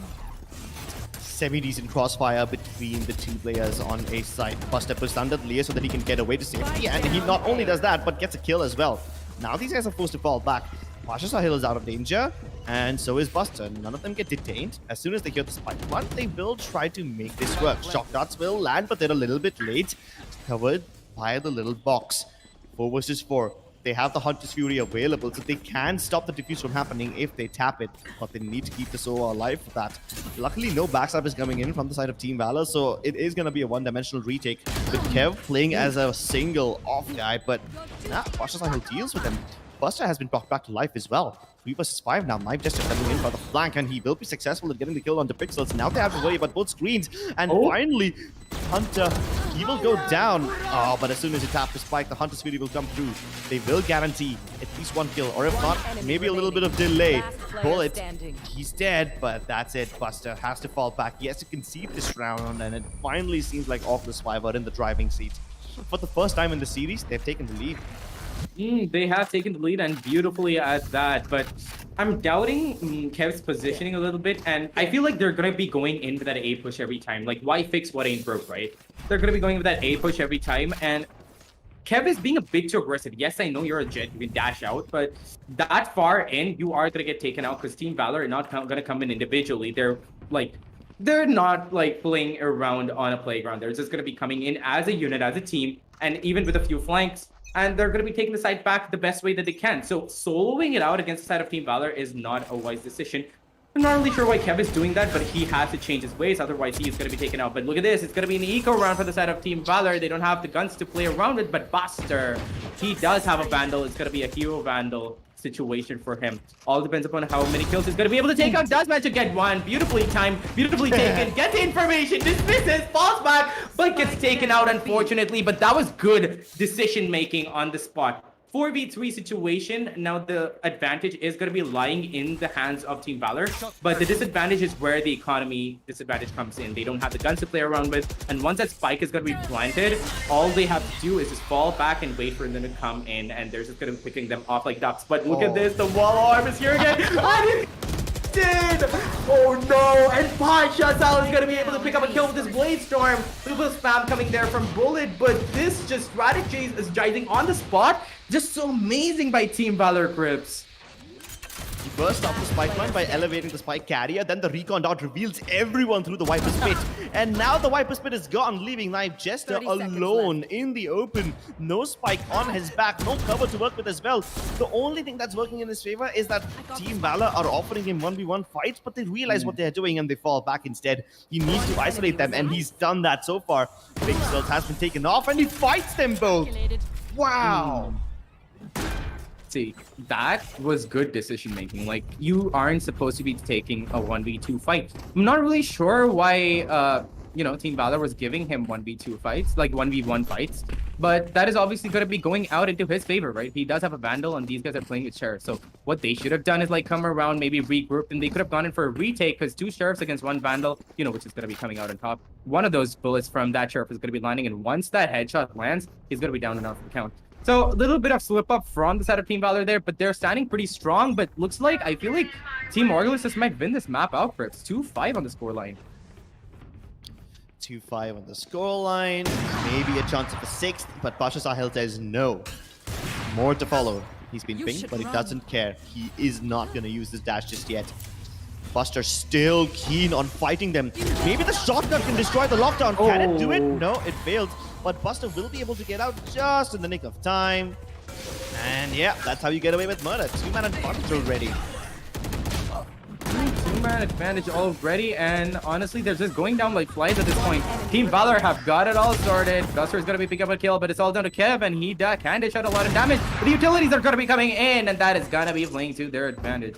Oh, okay. See, this is what I'm talking about. The entire coordination of the sync coming by Team VALOR is just insane, but ORGLESS, they're on fire right now. They're coming in with proper executes. They're taking the fights really well. And when it's falling down to 1v2 situations, 1v3 situations, or maybe even 2v4 situations, they're managing to hold their own. And it goes to show they know what they're doing on the map of Icebox, and that is why they went ahead and picked it. Now, on a lot of these other matches that we've casted for, right, we've seen these teams, these various amazing teams, pick up maps that we think is like really controversial, and that we think that, yeah, they picked the map, they must be good on it, but they just manage to like fail successfully sometimes. But ORGLESS 5, they're managing to pull it all off. Oh, bullet. Okay. Very desperate to get that ultimate orb. He only fakes it, doesn't get it. He was afraid that somebody might climb on top of the pipes and then take him down. More drones to follow. Both of them will be revealed, so they're going to be forced to concede this position. But hold on. Even the other team is conceding. They're trying to fall back from the A side, but all their plans of going to its B have been ruined because now they find out that Pasha Sahil is hopping over there. They decide to continue forward. The journey still has a long route ahead of it. Destination far away, and there's roadblocks in the middle of it. 2 roadblocks, namely Buster and Bullet. They're taking too much time. It seems like they're trying to decide what to do. Or maybe they're waiting for some sort of utility to come online. Oh yeah, there you go. That's the utility they've been waiting for. The second recon dot. But if the recon dot does nothing, his Buster is still able to stay in the same position. This Matla, this guy was revealed like a decade ago, but he still stays over their head and fights them. I have no idea how he's able to throw such a huge pair of balls. Mind games much, Trips? Mind games much? Yeah. I'm pretty sure that when that like reveal came out, they were like, yeah, he's probably gonna choose to change his location because he's been revealed. Yeah, he did not. Exactly. Mind games much. Amazing stuff coming out from both sides, but that was pretty clean, to be honest. And Team ORGLESS 5 did go in as a unit, but there's only so much entry that you have, and you have to put in the smokes to block out vision from certain angles so you can go in for those kills. But Buster, even though it looked really good for ORGLESS 5 at that moment of time, Buster just sprayed them all down. Since they were all lined up, he got a couple of kills, dismissed out, went ahead and like just laid the foundation that his team needed to get that round for themselves. But let's see if the entirety of Team ORGLESS 5 are going to be switching it up a little bit on this round, because they do have they do have one gun. They do have that Vandal on Patrick, but that's all they have. They go for a little switcheroo, and that Vandal has been dropped to Patrick. Sheriffs all around. There's a classic on Kev. Don't really expect much from this round. I don't think they're going to be able to pull it off, but Kev does have his Blaze Storm in hand. If he does manage to get one kill at least, it'll be really good for his team, but his team is not there to back up. And with really...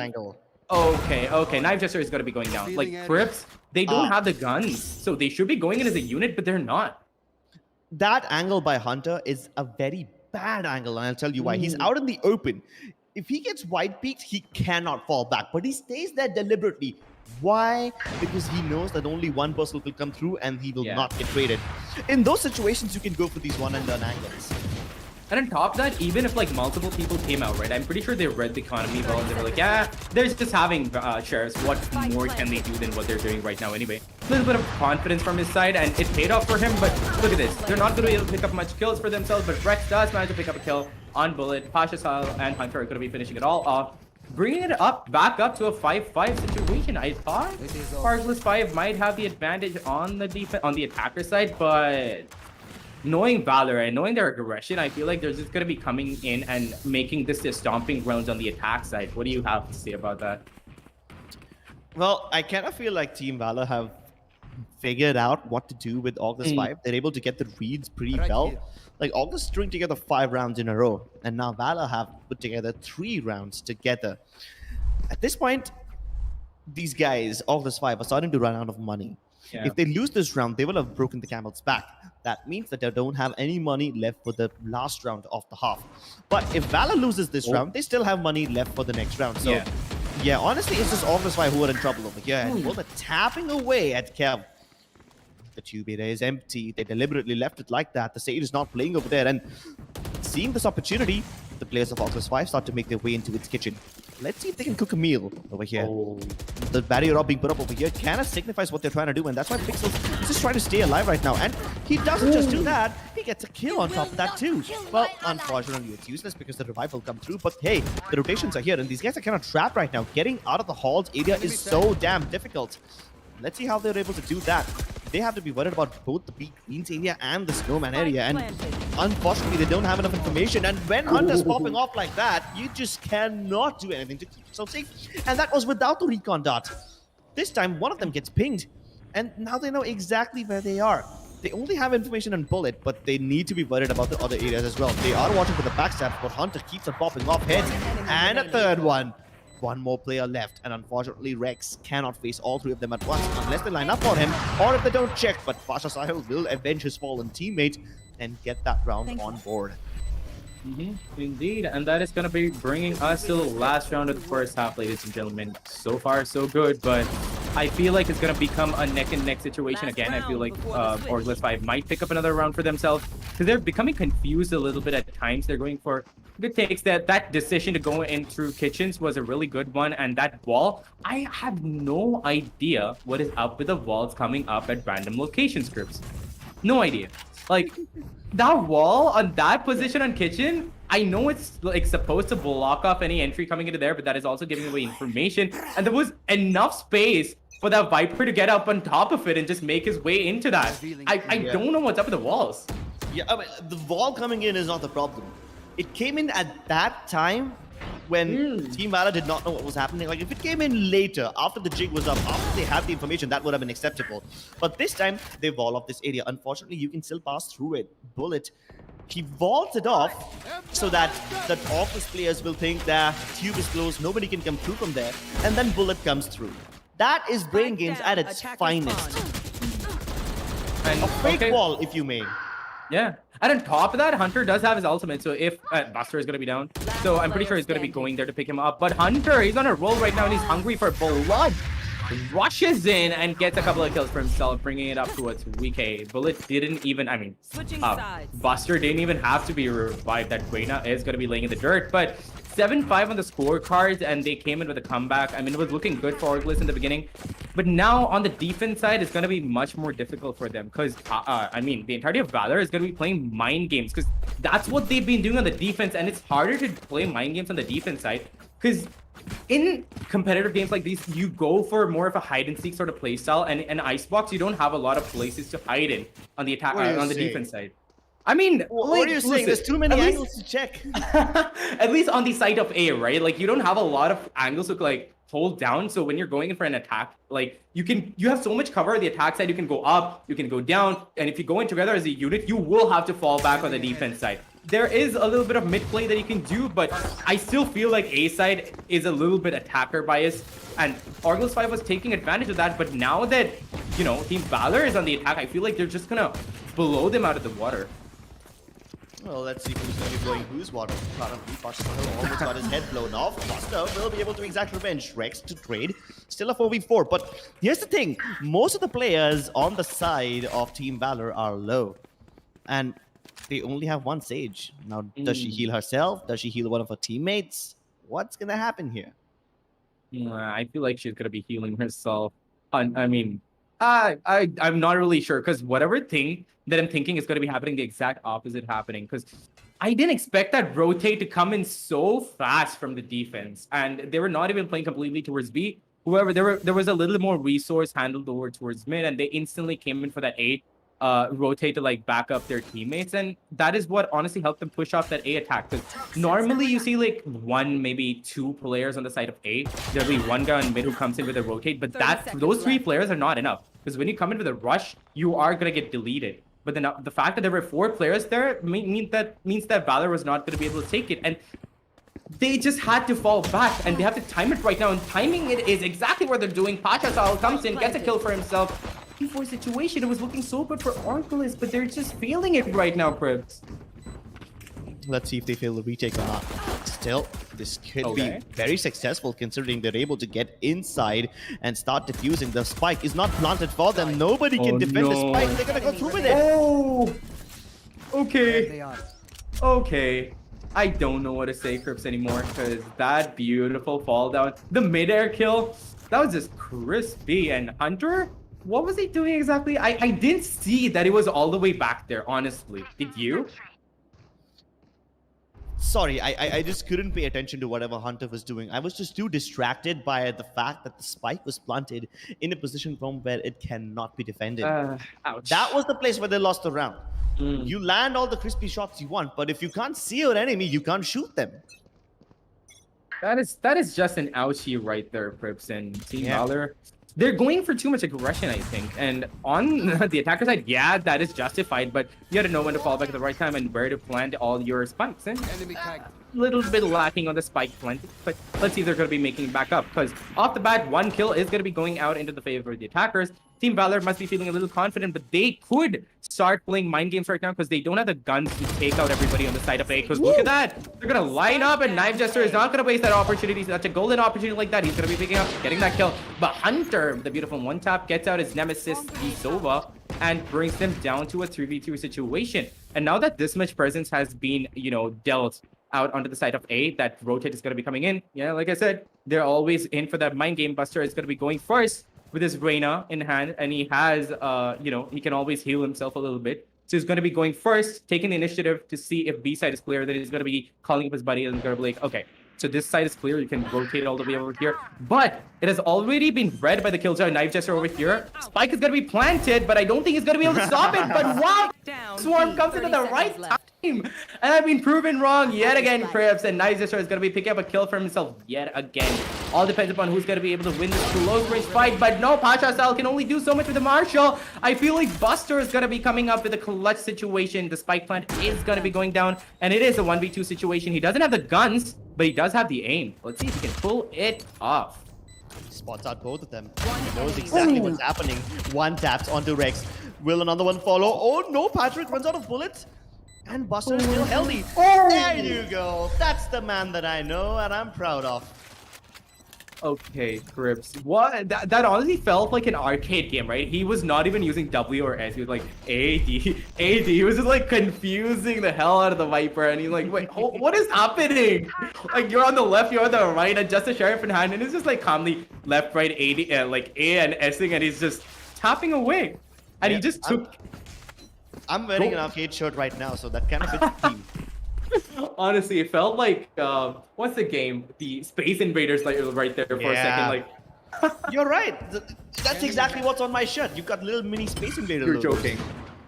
You will see it when the camera comes back on. Oh my god. What a coincidence. But speaking of coincidences, this round I don't think is going to be able to be pulled off by the defense, Grips. Oh, the Lear up close won't blind Rex, but yeah, that's what happens. At least Bullseye is able to help him out, but the bullet will be able to utilize the inspiration to on his head. I hope they don't put the spike line in the wrong location once again. This time it's out in the open. Very good, but there's a flank. Knife Jester, no! You missed your opportunity. At least he's got a better gun now. He just needs to work along with his teammates, but his teammates are nowhere to be seen, and Hunter is able to tap everyone out of existence. What? Hunter's just working the server right now. He's just working it. He's going left, he's going right, and it's getting amazing taps. And okay, like Knife Jester, okay, I know you want to get those sheriff kills, but I think he didn't notice that he picked up that Phantom. Probably. Poor guy. It happens. It happens to the best of us. It always happens. Don't worry. Even in these scenes, it happens. It's fine. You can always dust it off and bring yourself back up because 9-6 is not a bad score. And ORGLESS, yeah, they could always bring it back, but so far, Valor have a good thing going. They're going with aggression. They've kind of figured out what Team ORGLESS are up to. They're playing mind games right now. Look at that smoke. Enough for them to get the entry, and Kev knows it. Like, okay, I can't be aggressive anymore. I have to fall back. Information comes in, and the rotate is going to be coming in right now. The utilities have to be coming out for the side of the attackers. Otherwise, it is not going to be making it count. But look at that. Pasha Sal looks away at the wrong time. Kev is going to be picking up the kill for himself, but Bullet pushes up into sight, gets a couple of kills for himself, brings it down to a 3v3 situation. The slow and steady progress is exactly what they need. And the spike is all the way up. Where is the spike? Okay, the spike is in the hand of Hunter. He's going to be going down. It's going to be trouble for the defense. But look at that. Buster has spotted out one player. The Killjoy's lockdown is going to be coming out, pushing them back out, but that at the same time means that they know that the rotate is going to be coming in. If they manage to pull out the mind games and go back to A, which they're not going to be doing, and I would have loved to see, they might be able to take the round, but no, they're going to be like sticking with a B take. A little bit of damage done by Pixels over there, and Buster is going to be the first one to go down. like predicted, Knife Jester is gonna become a kill and a second with beautiful aim positioning and a third with that spray down on Pixels. And he's just popping off. Brings it up to a 9-7 score, and Hope is back on the board, Crips. Hope is back on the board. Naive is on top of the kill leaderboard, and Oh? at least for his team, he's got 18 frags right now. And the way he baited Hunter into tricking Buster, thinking it's safe, this is just amazing. He lets Hunter pass, sneaks past the toxin screen, goes towards yellow, and then Buster has absolutely no idea. Buster thinks that the side is clear because Hunter has, you know, already reached the side, right? So he will never check yellow again. And then Knife Jester turns around to get not just both of them, but all three. Good read by the side of ORGLESS 5 over here. They definitely are adapting to the playstyle of VALOR Esports over here. I mean, what I liked even more was the fact that as soon as that lockdown came down, they did not let them plant the spike. Yeah. But you had Patrick throw in those snake bites so that they can't go for the plant just yet. So that lockdown was wasted, and they knew that they'll fall back towards the B side. So that's exactly why they also went in for the preemptive rotates. Indeed, but look at this. There's no ultimate on anybody, and there is a sheriff on Pixels. But Knife Jester, okay, he's going to be holding Kitchens, and Buster did not do good on his part to go in alone into Kitchens. I know you're trying to take off individual frags, but the position advantage is always got to be with the defenders, right? Especially on a map like Icebox. If you have the right position, you have the right kills. That is what's going to be happening. ORGLESS picks up another kill for themselves, and Knife Jester just seems to be having the time of his life right now, doesn't it? And Pixels is probably going to be following suit, and he's going to be going into Kitchens to get Buster's revenge. But okay, he does spot up Knife Jester. He has no idea that the kitchen push is going to be coming in because they don't know where that push is going to be coming in from. And look at that, another ball coming in from the side of Team VALOR to block off any pushes, and Rex, he's just gonna be like, now what do I do? I've got to wait for my teammates to come in, and I've got to play together with Kev. But look at that. On the other hand, Patrick picks up a kill for himself. Rex over here does another, chimes in, gets a kill. Pasha is gonna be popping up, getting a kill for himself. Brings it down to a 2v3 situation. The spike defuse is gonna be coming in. The location has been refused. And okay, I'm pretty sure that defuse is not gonna be being stuck because the angling is there for Team VALOR, but it all depends upon how Patrick is going to be playing this out. 1v2 for that spike plant in that particular position. No way he can pull that off, and that is going to be proved right by Hunter himself. And Hunter, okay, I want to see his score. 24-9, Crips? 24-9. What? Yeah. This guy's just running around playing deathmatch.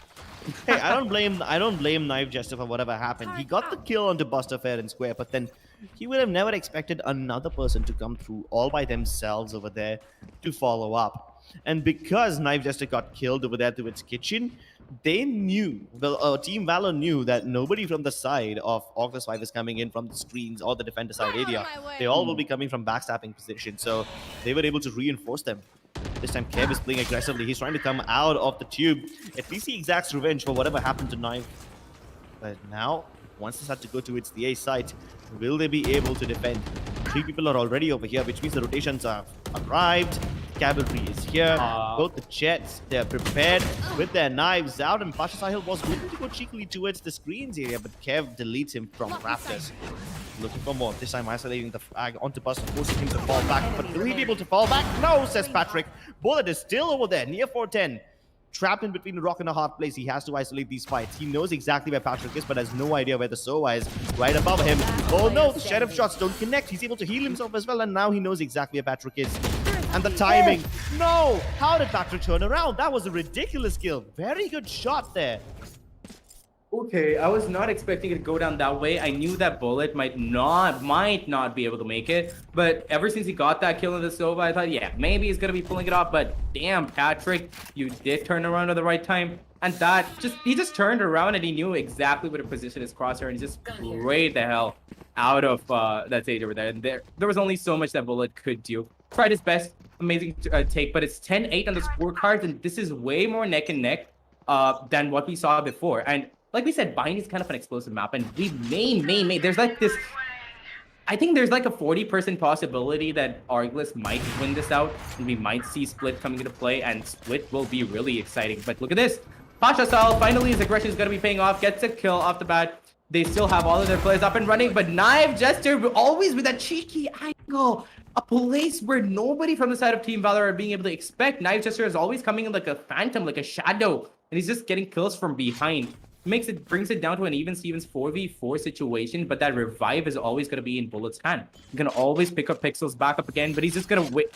Is he going to wait it out? He knows that that body is going to be seen. He knows that he needs backup, and Hunter is going to be coming in for that backup, and Knife Gestures, there's only so much you can do. Waiting for that peak to come in, but that peak is not going to be coming in for the side of Team Valor. They are not dumb. They're going to be going straight into A side, but Hunter still hungry for kills, waiting for that push to come in, but now they know that that A take is going to be coming in because that rotate didn't come in. Knife Jester knew exactly what he had to do. He's being like the sentinel of the team, just waiting it out, waiting for this rotate to push in. But now that the entire location is known and they know that ORGLESS 5 knows that the push is going to be coming out onto the side of A, they might be able to take it back, but the utilities at the right time and the vault at the right time means that the spot is going to be coming in and they're going to be falling back. Bullet, this is just a time game right now and you have to fall back at the right time. Knife Jester is going to be coming in with a flank, gets Hunter, but look at this! 2 players detained by the defenders. Killjoy lockdown, and if that doesn't go out at the right time, the defenders don't exactly manage to time it out. Bullet picks himself back up again, gets a couple of kills, and Buster is gonna be finishing things off by getting out Bullseye. That was too close, Crips. That was so close. The fact that the lockdown was put just a couple seconds late is what led to their demise. You see, the moment the Viper Spit was activated and the spike was, being planted, they should have used the lockdown so that they can either force the attackers to fall back from the site or force them to stick the plant and then get them detained as they were trying to fall back. And that happened. The lockdown worked, but what did not work is the Hunter's Fury, because that Hunter's Fury should have come in to stop the plant from happening. It was a little bit late. They got the plant, they fell back to safety as well, and then the trade game just happened. This time, there are no trades for ORGLESS 5. And these guys are lining everyone up. Dude, it's been like, what, 10, 15 something seconds and the round's already over? They've reached not just match point, they've reached series point. Okay. Like, this was a risky move coming in from them because they didn't have the economy, but did you guys have to go in for mid take where it's so open and you can line yourself up so perfectly? And you know that Valor is always going to be on their toes. They know that the push might come in from the defense side. And it did come in. Did you guys have to go in for a mid take? Questions that we will never find the answers to. Rhetorics aplenty. This time let's see if Kev is able to pull something off. This is a very aggressive angle, but that drone will ruin his plans. Indeed. Location revealed. He has to fall back. The defenders, this is a really crucial round for them. They do have the economy, but they don't have the time. 12-8 on the scorecards. If they don't pick up a few kills for themselves, they are going to be down and out of count. Rex over here is going to be getting, he does have his revive. So if anybody's going to be going down, he can pick them back up. But Pasha Sal is going to be taking that opportunity out, gets Rex out. 3v5 situation looking really good for Team Valor right now. Buster picks up a kill for himself, brings it down to a 2v5 situation. It's all but done for the side of Team ORGLESS 5, but Patrick is gonna be popping up, gets a 2K for himself. 2 bullets in the chamber. He has to reload, and he knows that everybody is repositioned. He doesn't have, the utilities that he needs to bring the round back. He does have the smoke on him. He can go in for a smoke defuse. That's probably what he's going to be doing, but that location of the spike plant is known. He's probably going to be sprayed down. He's going to be tapping it for the bullets to come in spraying. And yeah, look at that. Sprays are going to be coming in, and he doesn't have a lot of time to work around the curves. He has to do something right now. He has to wait for that push to come in. Does manage to tag out Pixels, but it's going to be a 1v2 situation. They're going to be peeking at the right time, at the same time, in fact. And Hunter is going to be picking up yet another kill for himself, putting the 13th round and a match winning point for the side of Team Valor. And again, congratulations to you guys. Clean win coming up from you guys. And honestly, ORGLESS 5 performed way better on this map than they did on the first, but I was expecting a little bit more because they did go in for that map pick. I was hoping that split play might come out, but no. Valor, they just shut them down amazingly. And Hunter had a 26-11 score, Crips. 26-11? That's more than 2 KD. Yeah. That is the kind of stats that you have in your regular ranked games, not in a tournament. That's just ridiculous, the fact that Hunter is able to pull all of this off. And plus, he was able to get so many shock dot kills. You know what? Let's just take a look at the highlights. And I'm very excited to see that shock dot kill that he was able to get at the very beginning of the match. Honestly, I mean, we didn't get to see it properly, so I don't think it's going to be coming up with the match highlights, but I still want to try to figure out what happened there, because like we saw that first shot, that kill on the map of Bind. We were like, okay, fine, that's a one-off thing. But again, on the map of Icebox, this Hunter was just I think his shock darts are like homing shock darts. They're not the regular ones. I think he's upgraded it. It's like some sort of different game mechanic that Valorant has introduced, and he's in the beta version of it. And like he's got tracer shock darts. Yeah, you know, there's this voice line that Jet says to Killjoy. Hey, Killjoy, can you enhance my knife somehow? How about homing tech? Lasers, maybe. I remember this voice line word to word, and yeah, it was Hunter with the shock darts this time around. Yeah, probably one of the other characters from Valorant came in and was like, you know what, you deserve an upgrade, and I've got this new technology lying around, which is homing shock darts, and you love it. Trust me, you love it. And honestly, Hunter was loving it because his shock darts never. I was loving it too. All of us were. And honestly, it was just such a stomp. ORGLESS 5 did manage to fight back. They did manage to like get a lot of rounds for themselves. I was a little bit hopeful because they had the upper hand in the attack side, but on the defense side, it just started crumbling once they gave away their defaults. And the problem with ORGLESS is they have their experience, but they go in for the defaults way too often. The defaults are okay, yeah. You're right. The defaults are, you know, very frequent from them. But what's even more frequent are the mistakes. You see, when they go for the defaults, it's fine. You can hold, you can expect VALOR to push, and then maybe hope that the defaults are able to net you a kill or two, maybe an early advantage or something. There's nothing wrong with that. But the decisions you take after that are the ones that are flawed. Also, I don't really blame these guys, Team ORGLESS, for losing this match because there was just so much counter-striking going on. Like this round, for example. They tried to go for the plant, but then Bullet was able to put up that barrier orb and elevate the Sova, denying the spike plant once. Then the Viper's Pit came through, and the recon dart revealed everyone. That was them denying them twice. They were able to deny the spike plant 2 times, but even after that, even after getting all the advantage in the world that VALOR shouldn't have been able to get, they lose the round. Why? Because no trades. So you see, this was one round where both the teams are making plenty of mistakes, but it's also kind of entertaining to see how they, you know, counter each other. It's just counter each other and in-moment decisions. And so like it's really exciting to see teams like, you know, Global Esports coming in with really coordinated attacks, and they're like Navy SEALs out there where they don't miss a beat. They don't miss a second that is ticking away on the clock, and they know exactly what it is they have to do, and they do it with such clear precision.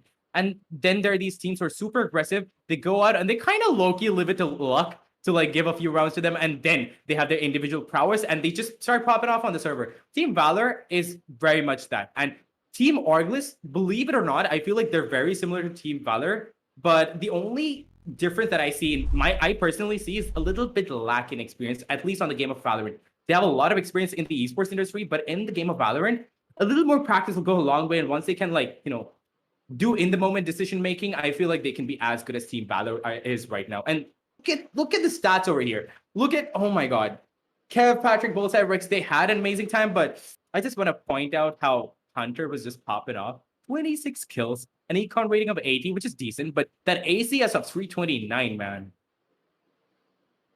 It was Hunter who was basically carrying his team in this one, but it was Naive who was able to carry his team to whatever many rounds that they were able to get. I kind of missed the other teammates of ORGLESS 5. I felt like they should have also stepped up a little bit, but we'll speculate all of that later in the analyst test, ladies and gentlemen, where we break this game down in detail. And honestly, there is a lot to break down because both these teams were doing something weird, which I think deserves a second look at. So, ladies and gentlemen, don't go anywhere. We'll be back with the analyst segment right after a short break. You guys are watching the LG Ultragear presents TEC Gauntlet Season 2, powered by WD Black and AMD Ryzen Radeon. Go get some popcorn, my god. Go get some popcorn, maybe even some dinner, because we'll be back with the analyst segment to break down this game.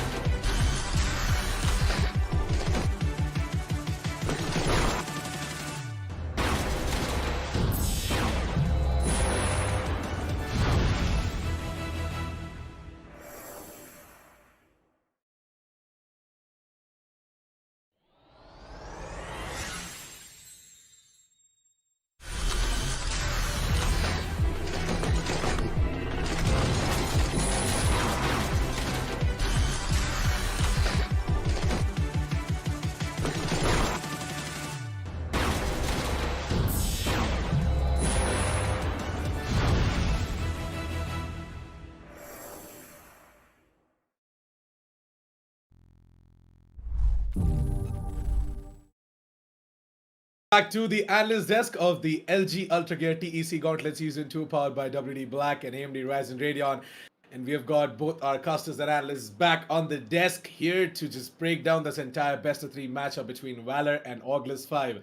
Well, let's take a quick look at the map veto and see what exactly happened in both of these maps, as well as we know for a fact that map of Bind was something that was very interesting. Like, I expected Team ORGLESS 5 to put up a formidable performance with him, 13-4.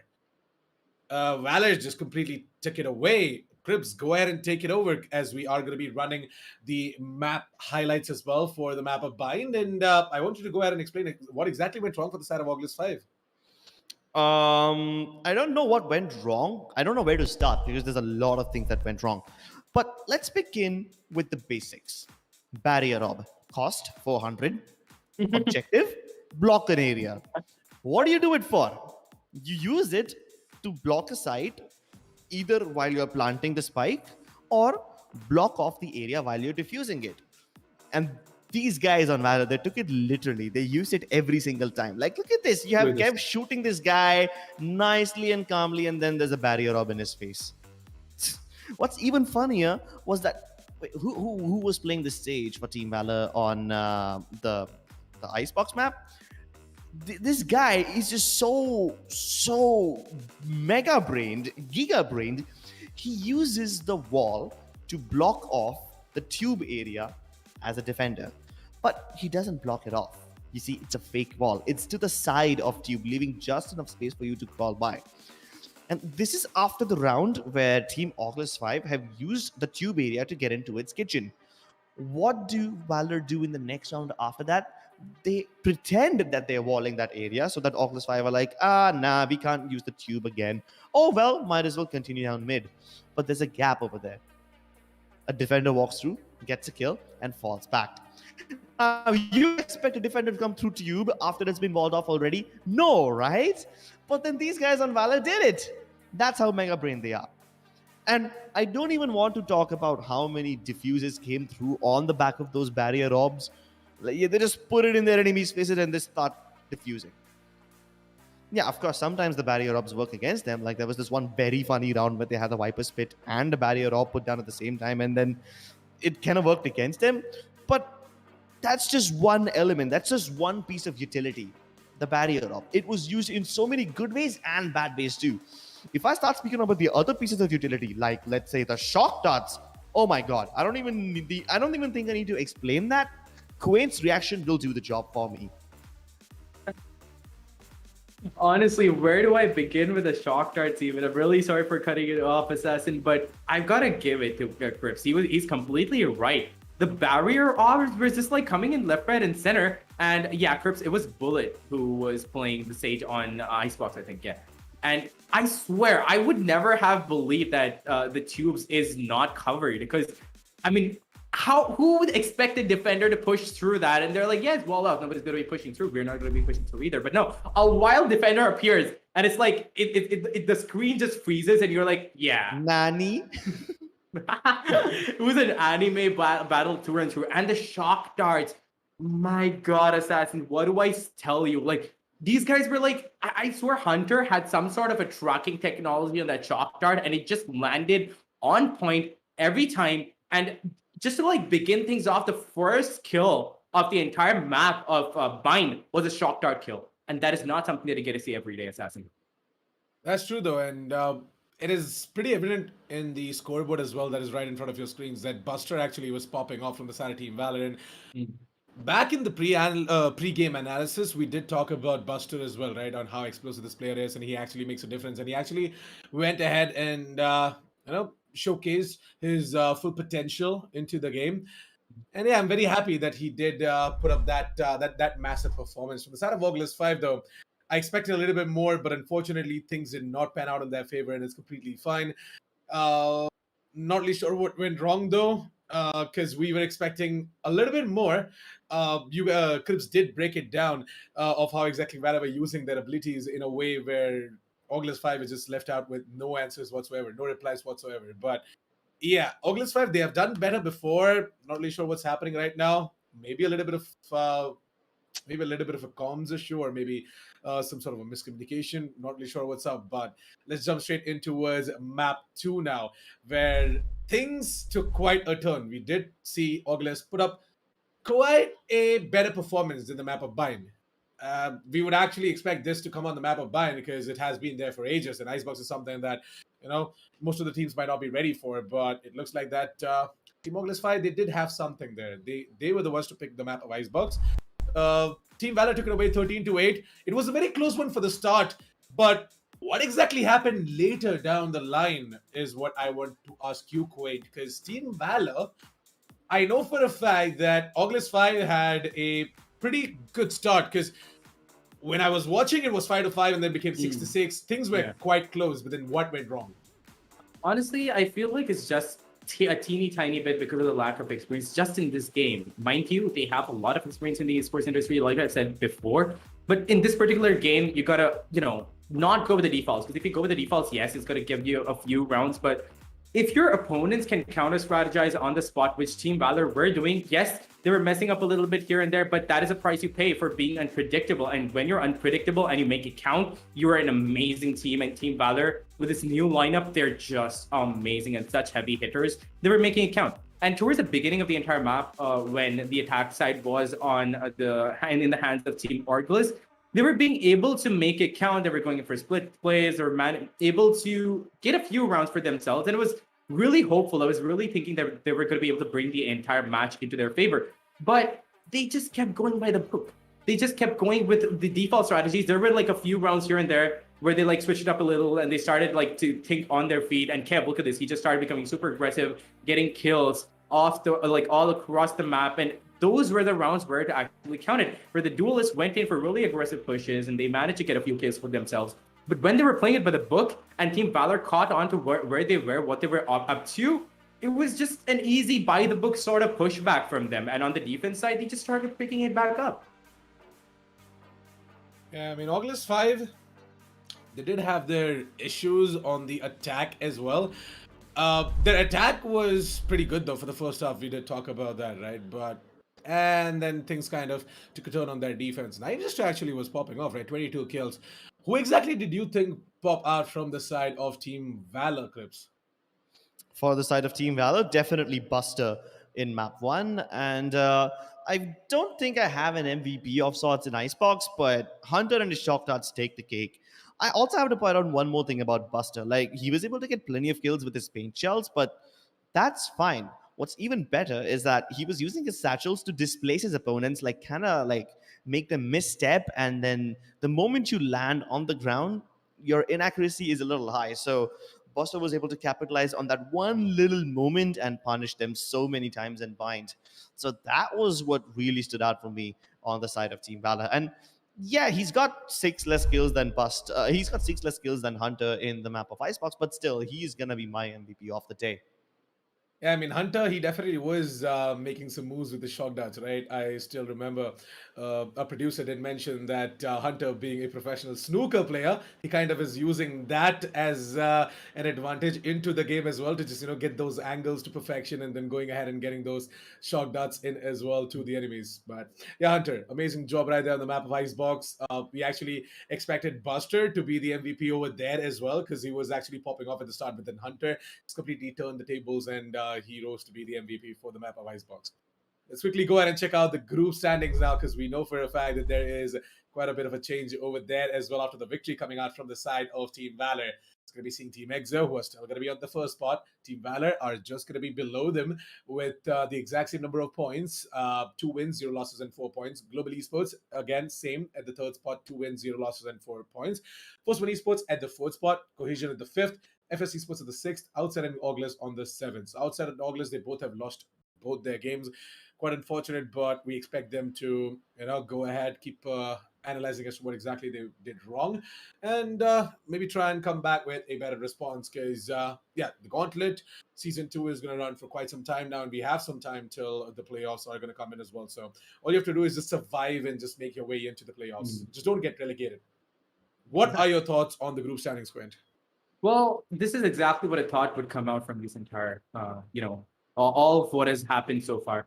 Team EXO, Team Valor, Global, and Force One. These are the heaviest hitters in the Group B, and honestly, would expect them to be there in the top four. Not really sure. I'm not sure if you can fill me in later who Force One lost up against, but Team Cohesion, I don't know what they've done so far, and I really want to hop onto one of their matches and see what they're doing.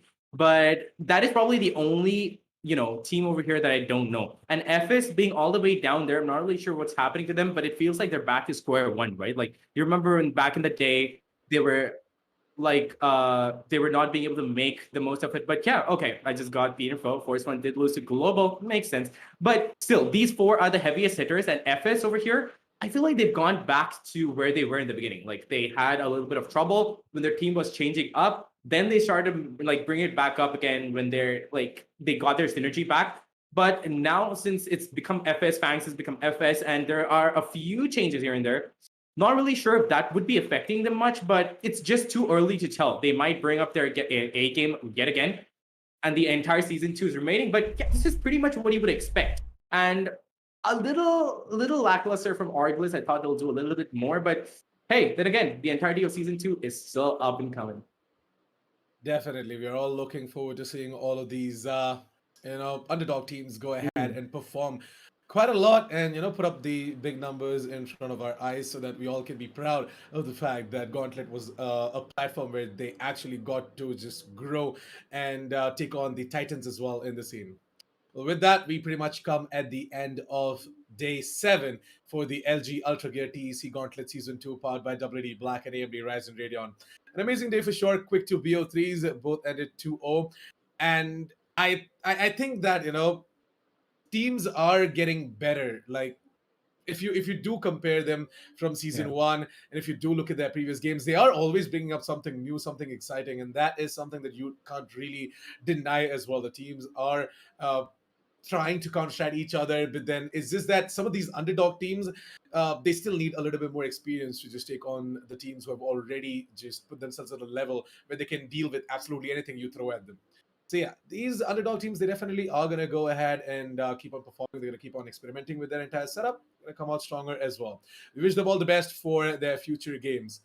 With that, thank you so much for tuning in for day 7, ladies and gentlemen. It was an absolutely amazing day. Can't really wait to see what exactly is going to happen tomorrow. That is going to be day 8, where we casters and analysts are going to come back once again and present to you guys 2 amazing games again.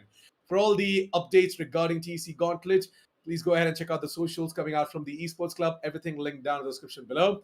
While you're down there, please do check out all the links coming out from our sponsors as well. LG Ultragear, WD Black, and AMD Ryzen Radeon, because they've got some amazing deals for your next big upgrade. Please do go ahead and check these links and get yourself some upgrades. And also, don't forget to stock yourselves up with some Red Bulls, because you might need it. Tomorrow, we've got some action-packed games for you guys. Water alert, you guys are definitely going to love these. So, yeah. Social media, go ahead, follow us, and you guys will get all the information as well. We're going to be seeing you guys tomorrow at 1 p.m. IST and 8 p.m. IST, respectively. Until then, you guys were watching the LG Ultragear TEC Gauntlet Season 2, powered by WD Black and AMD Ryzen Radeon. I'm your host, Assassin47, signing off with Quaint and Crips. We're going to be seeing you guys tomorrow. Until then, goodbye, good night, sweet dreams.